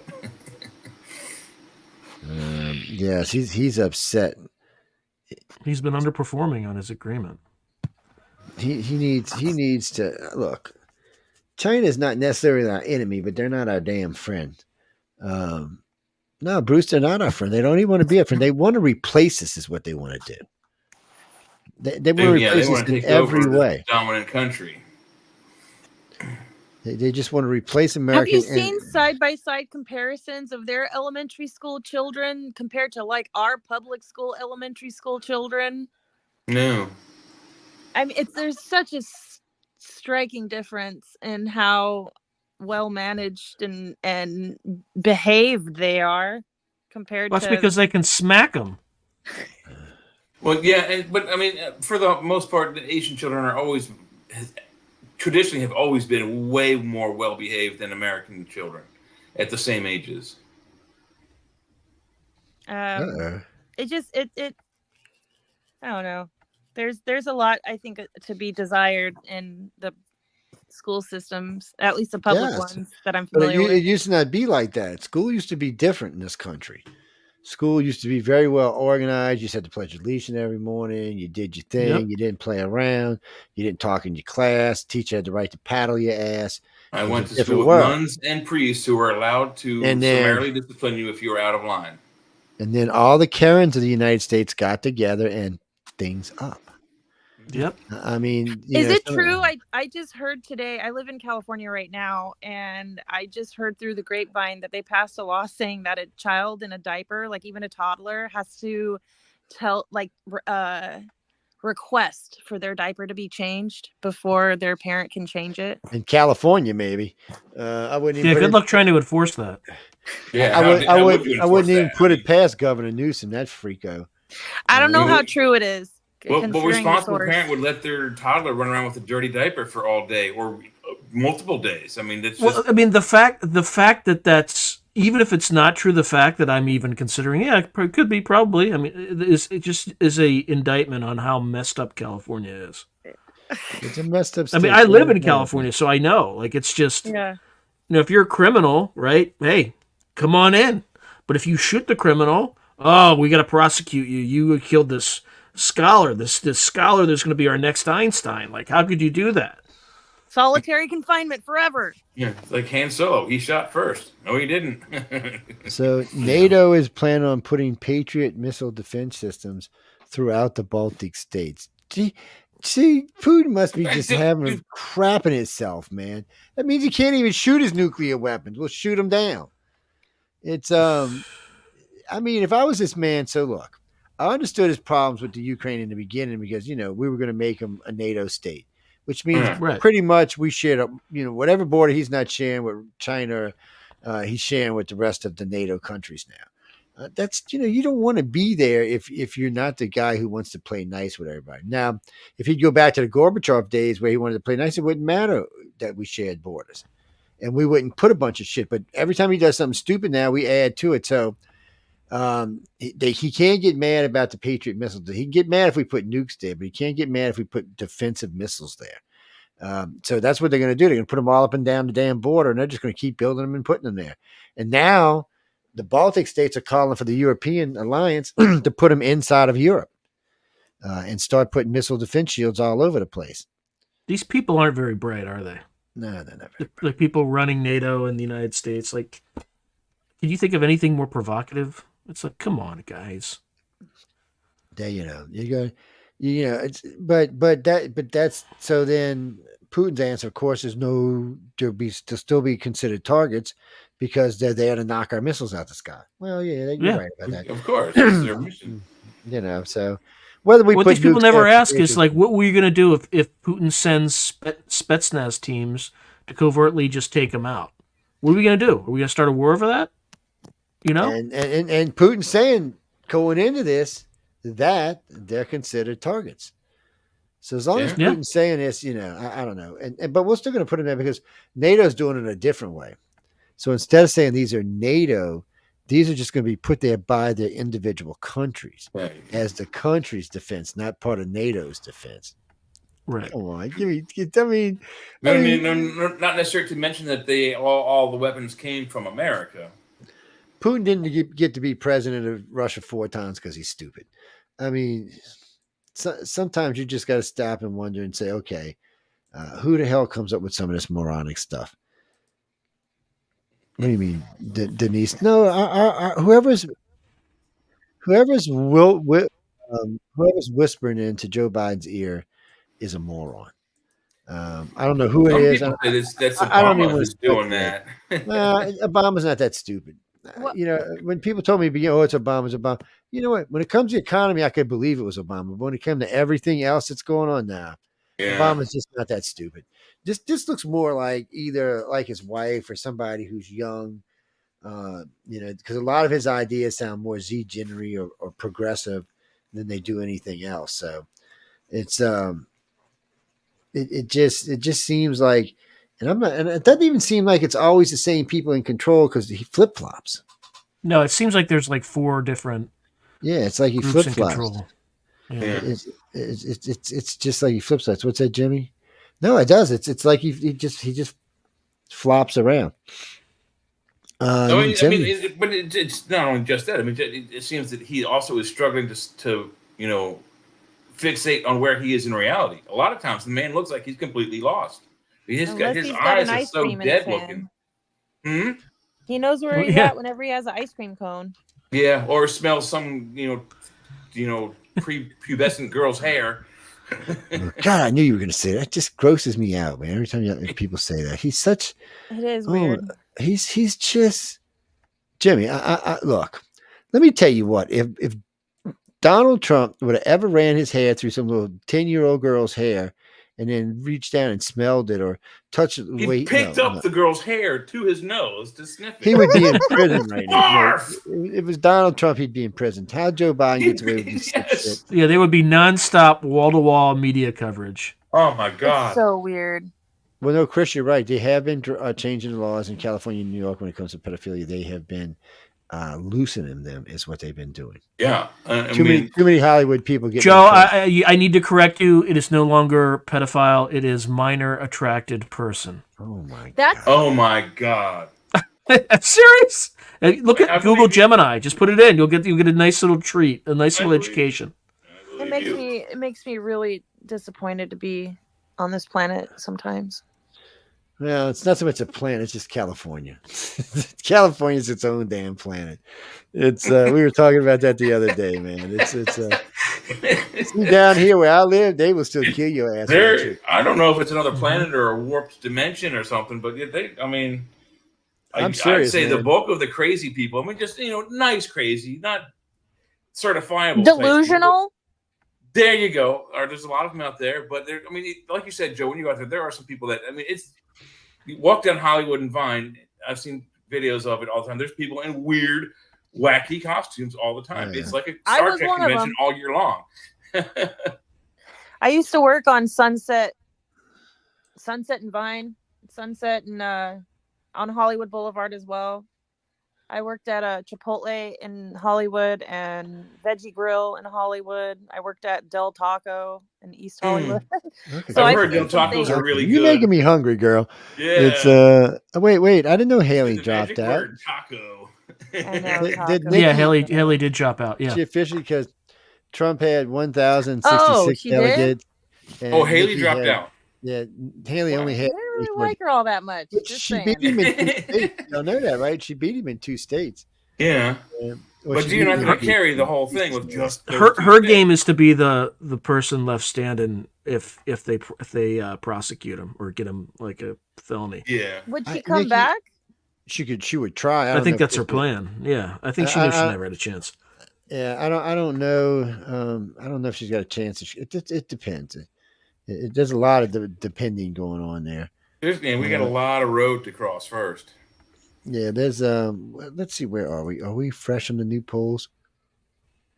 Let's see. These are these up to date? There should be some new stuff up there. Well, no, I'm just checking the ones I'm getting ready to read. I want to make sure they are up to speed. Okay. Whatever happened to Gary Johnson? Is he the libertarian? Yeah, he faked like a heart attack on stage. Like out of fun. Oh, jeez. Yeah, or a stroke or something. They were talking about cannabis use, and the lady was saying something about how dangerous it was because it can induce a stroke or a heart attack. And he grabbed his chest and like rolled around on the floor. Healed over. For a second. That's something that I would do. Funny. Okay, yeah.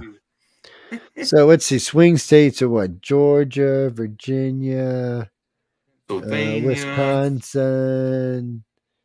Arizona, Nevada. Yeah, Pennsylvania's one. Okay. So there's 1, 2, 3, 4, 5, 6, 7. So let's see where he's at. So let's go find Georgia first.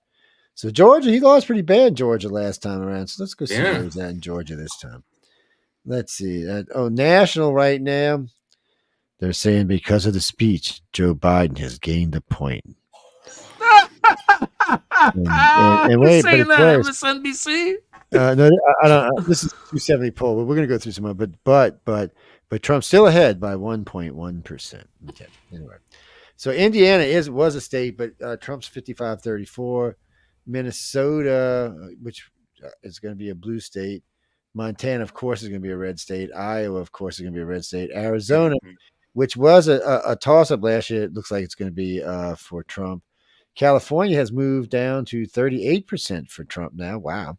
So Georgia, Biden handled good last year. Right now, it's 49% for Trump, 40% for Biden. So that swing state's gone. Here's Pennsylvania, 41% for Biden, 47% for Trump. So that swing state is gone.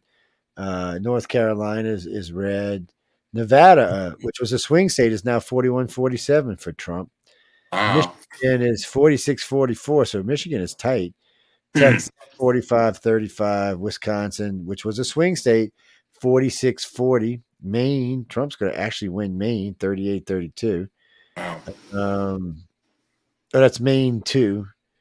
And this is Maine District 1. That's going to be 39-31. Trump's going to lose that one. Maine District. How many freaking districts are there in Maine that we got to go through? 45-20. New York 40-48. Damn, Trump's got 40% in New York. Wow. They don't like him in New York. No, they don't. he's got 40% of the vote. So I mean, yeah, somebody likes him. Well, And not as much Not as enough. they should for it to be like his home state. I know, I agree with you. South Carolina 52 Trump. Washington State 54-40. So Biden's got Washington State. Maryland's got this Biden. Colorado.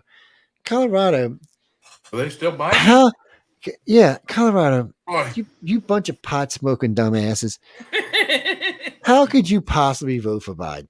I mean, do y'all not have the good weed up there? Oh, y'all get the California weed. Never mind. I understand now. Never mind. But we're going to move on now. Mass, of course, is going to go blue. Utah is pretty much just all Trump.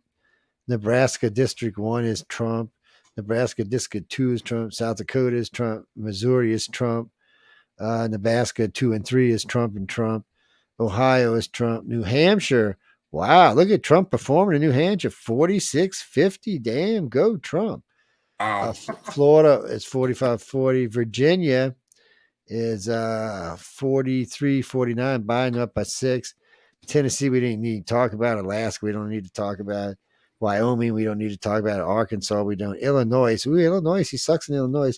North Dakota is doing good. Oklahoma is doing Illinois, good. they're all mobsters. Illinois, they're all gangster mobsters. Yeah, they're all backing Obama.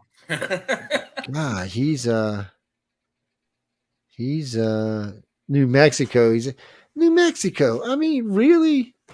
You're the Wild Wild West state. How could you possibly want to vote blue?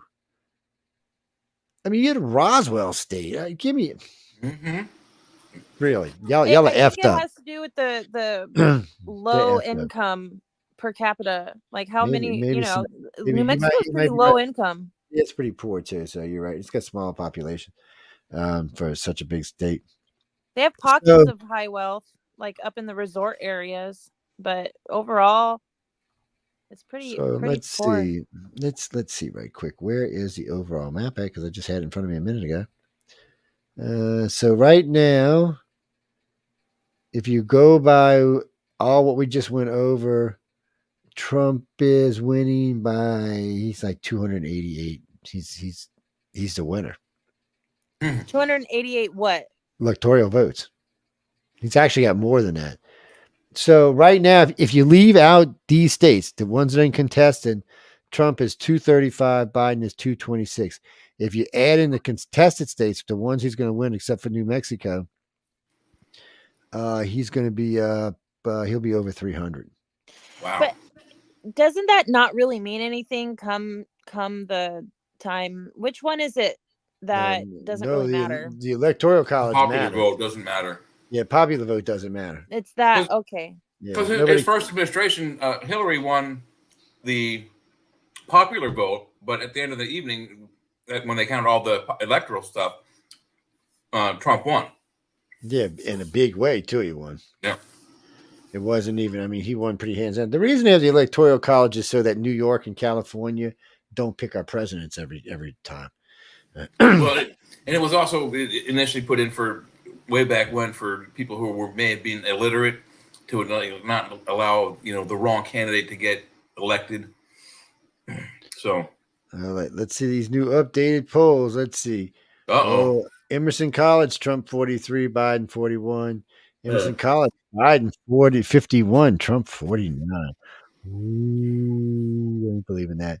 Biden, Haley's beating him. It doesn't matter. She's out, so we're not going to worry about her anymore. The economics, the economist, Trump's up 44-42. The Hill, Trump 55-30. Damn, man. It's Emerson College. Wait. Trump was at 55? Yeah, Trump's up 55, and this is a liberal ass. Oh man, what state? No, this isn't a state. Well, actually, this is. What is this? Oh no, it's not. This is just a election poll from the Hill, from the company The Hill. Oh, okay. The other one was from the so Trump's 55-30. Even Haley was beating him there. So the morning consultant, Trump and Biden are tied. So general election in Virginia. Let's see. So Trump 42, yeah, Florida Atlantic University. Dun, dun, dun, dun. I feel like though, Joe, that most of these polls where they're dead heat, Biden and Trump. I feel like those people are just they're just cutting their losses because that's going to be the two choices anyway. You know, so they're not putting in the accuracy that they really need to. Yeah, they can't vote for him. That's the problem. A bunch of us can't vote for him, but he's still going to win because he's got enough people to vote for him. No, I'm not like either of them. I definitely nobody can vote for him. That's what I'm saying. That's the whole problem. Nobody can vote for either one of them. This is one of these elections where it's going to come down to which one do you dislike the most? Which one do you hate the least? Yeah. You know, yeah, that's easy for me. That's easy for me. Me too. And it's going to be easy for a lot of people. But it's been like that for the last several elections. It was like that for Obama and Trump and Hillary. So it's just like, who's the worst, the least worst of the or who's the most competent and capable? There's another thing. That doesn't really answer the question. They're both incompetent. You won't know until they've been in. So we know Trump was at least competent as a president. He may have been disliked. He may have been a wordy asshole. I don't know if he was competent. I don't think he could get anything done, which is why he was perceived as competent.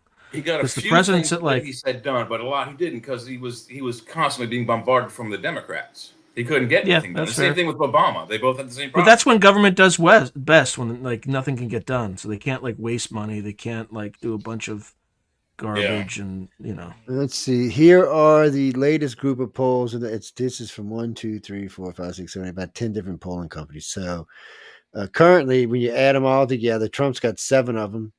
Let me make sure 1, 2, 3, 4, 5, 6, 7, 8, 9 of them actually. So he's got 46%. Biden's got 44%. That's it, combining everything. Biden's got 4. He's got 1 at 40. No, wait. Emerson College, Biden and Trump are tied. YouGov, Trump's winning that. So we're okay. Morning Consultant, he's up by a point, and TPPI's Insights, he's up by a point. CBS and Wall Street have Trump kicking Biden's ass. Mm-hmm. I mean, Wall Street's just scary. They got him up by 4 points, and CBS YouGov's got him up by 6 points. What does it mean in these uncommitted? I keep hearing about uncommitted. That's what does that really mean? People has not made up their mind who they voted for yet. Oh yeah, basically it works. Those are the people that ordered toilet paper during the pandemic. Yeah, uncommitted or undecided. Usually, what it works out to is those are the people that usually, since they're so undecided, they usually don't even vote. So it's a good metric to have, but most of them aren't going to vote in the first place. So they're voting to not vote. Yeah, I mean, if you just lived under the last year of like near hyperinflation, I don't know how you'd be undecided at this point. Yeah, because just the ones that hate Trump. That's what it is. New York Times has Trump 48, Biden 43. Yeah, what the country has to ask itself: Can you live with a hateful man in the office, but you're paying good gas prices? You know? Oh, look! Now we got Kennedy in the polls. All right. Oh yay! I actually really like him. I'm confused. I wonder if he's bought and paid for too. You know, if his opinions are really somebody else's. So right now, on the average of these polls across the board, you got Biden, Stein, Kennedy, West, and Trump. So the Stein and West will just give to Kennedy. That'll put him at 14%. Not bad. I really like him. I don't know. Yeah, and I agree with what Leah said. What if the Democratic Party made some deal with him where he alienates himself with them and then pops out to help try to detract votes from Trump in an effort to put Biden back in. So what if he's that kind of red herring? No, it's already blown up in their faces. Yeah, he said far too much about the party for them to. He left the party. I mean, what are they going to do? He's not a Democrat anymore. Kennedy's an independent. Just like when Tulsi Gabbard left the Democrats. I mean, it's a high-profile people leaving this party. But so Biden, with Kennedy in the race, is at 38%. They tried it. They tried that. That's the source of these. So this is Emerson, TTI, Fox, Harvard. Wait. Harvard has Trump beating Biden. Wow. And Quinnipiac, which is so left, it's not funny, only has Trump losing by a point. Everybody else. I don't think it was a very good look for him to just be eating ice cream while talking about like the ceasefire, this and that. We'll get to it when we get to it, but here, let me eat my ice cream. I don't know. I think it was just a bad look. Because he's an idiot.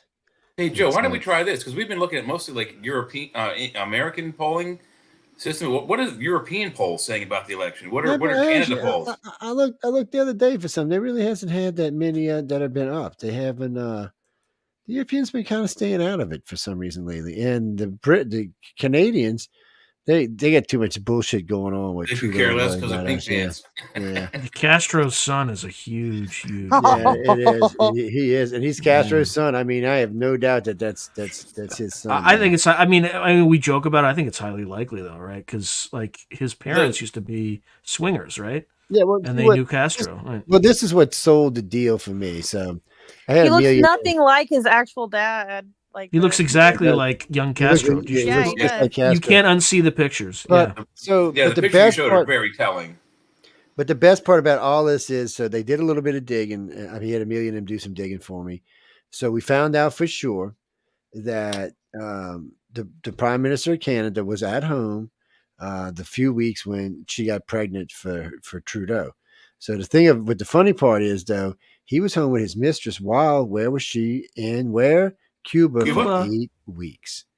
8 weeks. No doubt who's the daddy of this baby. Ain't even no doubt anymore.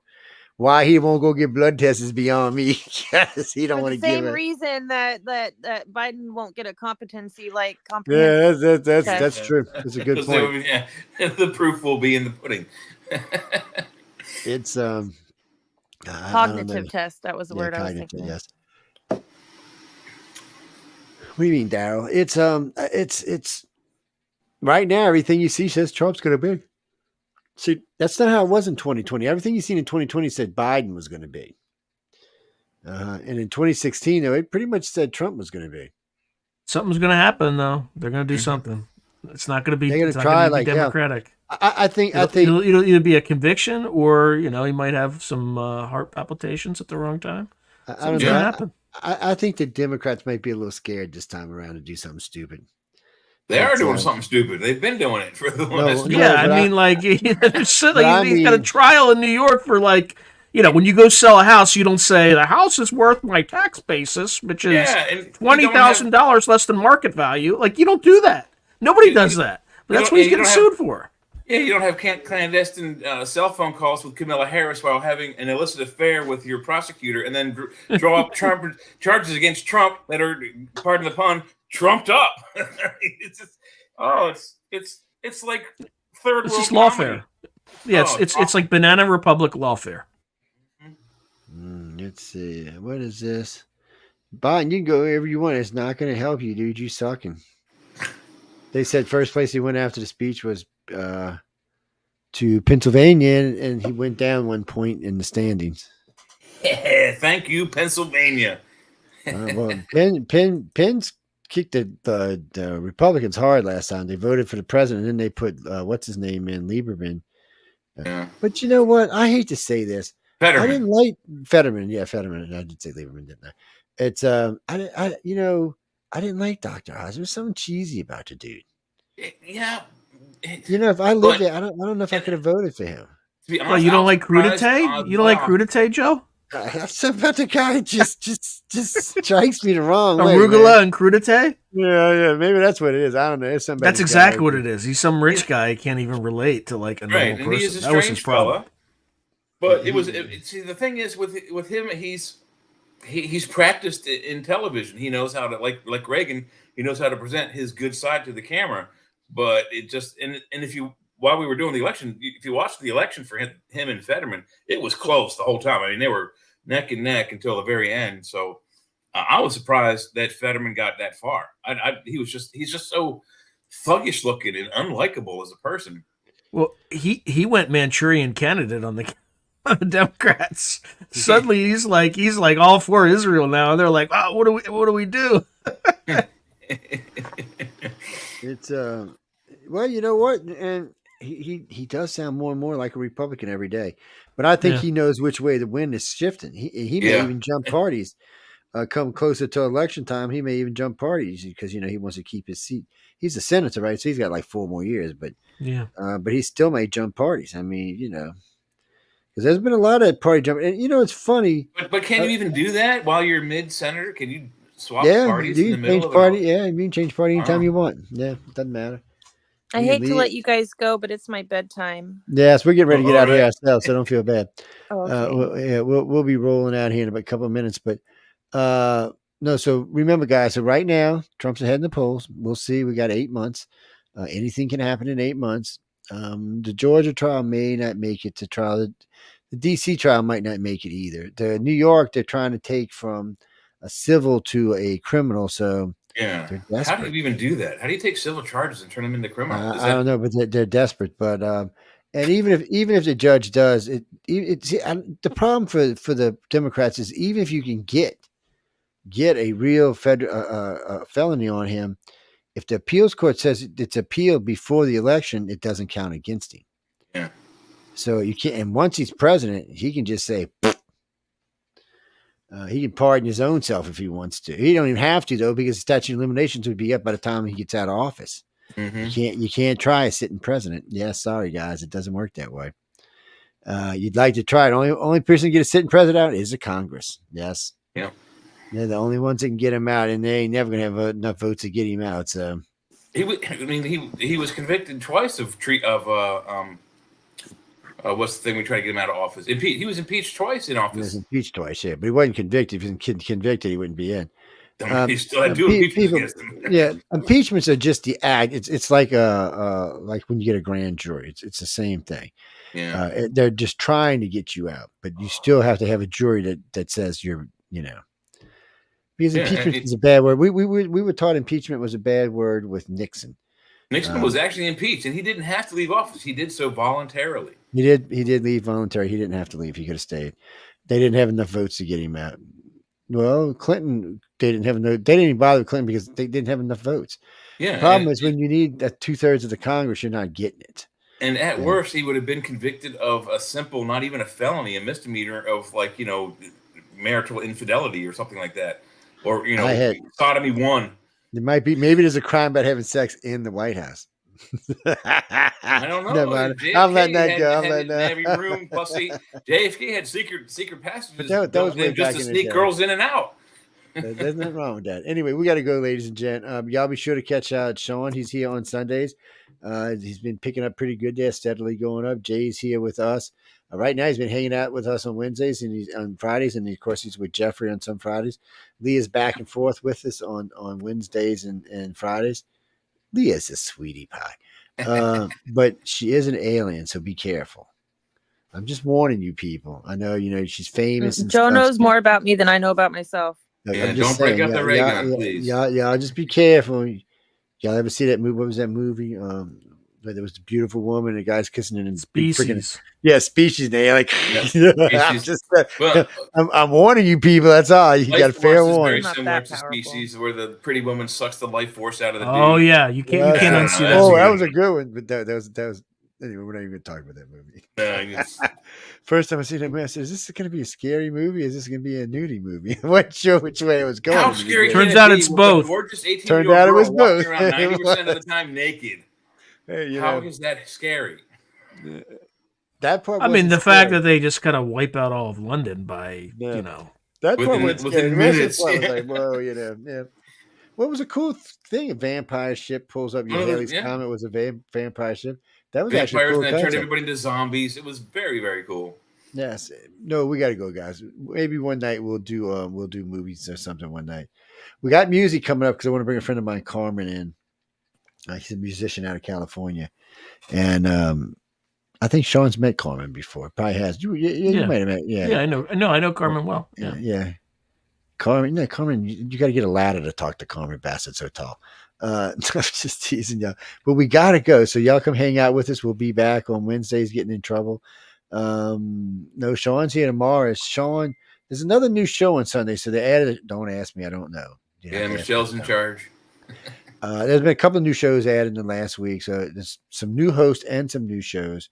So familiarize yourself with it. No, really. Well, Leah's going to be with us for as long as she wants to be. I've been bugging her to do radio with me again for. Well, actually, Leah I need to used do to some host. homework though. Yes. I feel like I have some homework to do. Well, that's okay. You can catch up with everybody. That's a good thing. Leah used to actually host this very show with me way back in the day when she's like 18 or something. But Yeah, Leah. she wasn't that young. Leah, you like YouTube. Check this out. There's a guy. I forget the guy's name. I think his name is AJ. I don't know his full name, but he's got a sponsored YouTube show called Y-Files. You should check him out. He's very well informed, and I just found him a few weeks ago. And I'm like, how come I never heard of this guy? He's all over YouTube, and he's Y-Files sounds pretty familiar.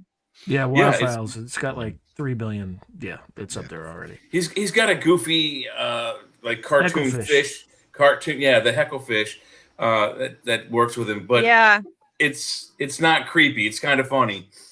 Well, it's kind of creepy when they do all the double entendres. When he gets into the X-rated stuff, it's kind of creepy. But I enjoy it. But it's done in such a way that if like a kid's watching it, they would have no idea. Right, kids listening to us, we're going to bed, or y'all should already be in bed because I know it's we have. Well, it's still early for the two on the bottom. It's only 10 o'clock out there. Jay, but I have to wake up at 4 a.m. So. Oh Jesus, so shit's already late for her. But we got to go. Already 1:15 a.m. for me. Remember, people, you can send stories to my email iCartCox.net, or anybody who wants to get them. You can send stories into the network anytime you want, and you can suggest music by people. No more like that last one, okay? No, I mean it knocked Leah off the internet for 5 minutes. It was so horrible. No YouTube didn't even want us to play it. I know it's just no. I mean some jazz. All right, real quick. Some jazz, some rock, some hard rock, some in between stuff. And if it's going to be grunge, some really good grunge. How about some industrial electronic music? Yeah, we can do that too. Yeah, something. What? ELO, I don't think fits in that category. It's not that ELO isn't electronic music because it is. That's the name of the damn band. Well, it's in the name, Electric Light Orchestra. I don't think that's quite what we're talking about. I look, the rockier the better. I mean, that's a bad way of saying it, but no, you talking about Guns N' Roses? No, Guns N' Roses is wimpy. Maybe we ought to do a show one evening of just weird, quirky shows or songs. I got some songs that you guys have never heard of. You'd be like, what the? I was so happy. I went to go. A friend of mine drugged me in to go see Guns N' Roses one time. I was like, dude, I said their music's okay, but I had never heard of Metallica before, and they were opening for Guns N' Roses. I was like, oh shit, I like these guys. I was like, it was at one of them big rock fests at the Superdome. I said, I like these guys, man. This is kind of like with me with REM. I went to go see their Green concert in 1987 in Connecticut when I was in college. And the band that opened up was 10,000 Maniacs, and they were 10,000 times better. They didn't have a light show, but their audio sounded okay, and then some pretty decent. I mean, the hall was muddy, so I couldn't really hear the vocals too well. But the music, the band, I could hear really well. Was Natalie Merchant a part of 10,000 Maniacs? Yes, I believe so. And then REM came out. They have a professional light show. They had smoke foggers all over the place and lasers pointing into the audience. And the audio was terrible. The musicians were terrible. Like the music was muddy. It was awful. It was the worst concert ever. I've seen some good ones and bad. We got to go, people. Thanks for hanging out and listening to News on the Flip Side with the crazy guys. The other Sean will be back next week. He's well, y'all know he was a little under the weather this week, and we're still looking. We're still looking to bring in one or two. The hosts on this network on this show kind of move around, and we do have an opening on the Author's Quill for a single host that likes to talk to authors, and that's like a once every 5 or 6 week job. No, tomorrow I will be with 5 young ladies on the Author's Quill. Yes, 5. I know 2 UKs that work together, all together 5. Yes, and I know it's going to be a job, but I think John Goodwin said he's going to stop by and give me a hand. So anybody else that's around, pop by. 2 are authors, and I think 3 are illustrators. Yes. So y'all be sure to check them all out, and we'll go from there. I'm getting all my work done early, so I had a good time. Night, guys, and see you all next week. Good night. Dun, dun, dun, dun.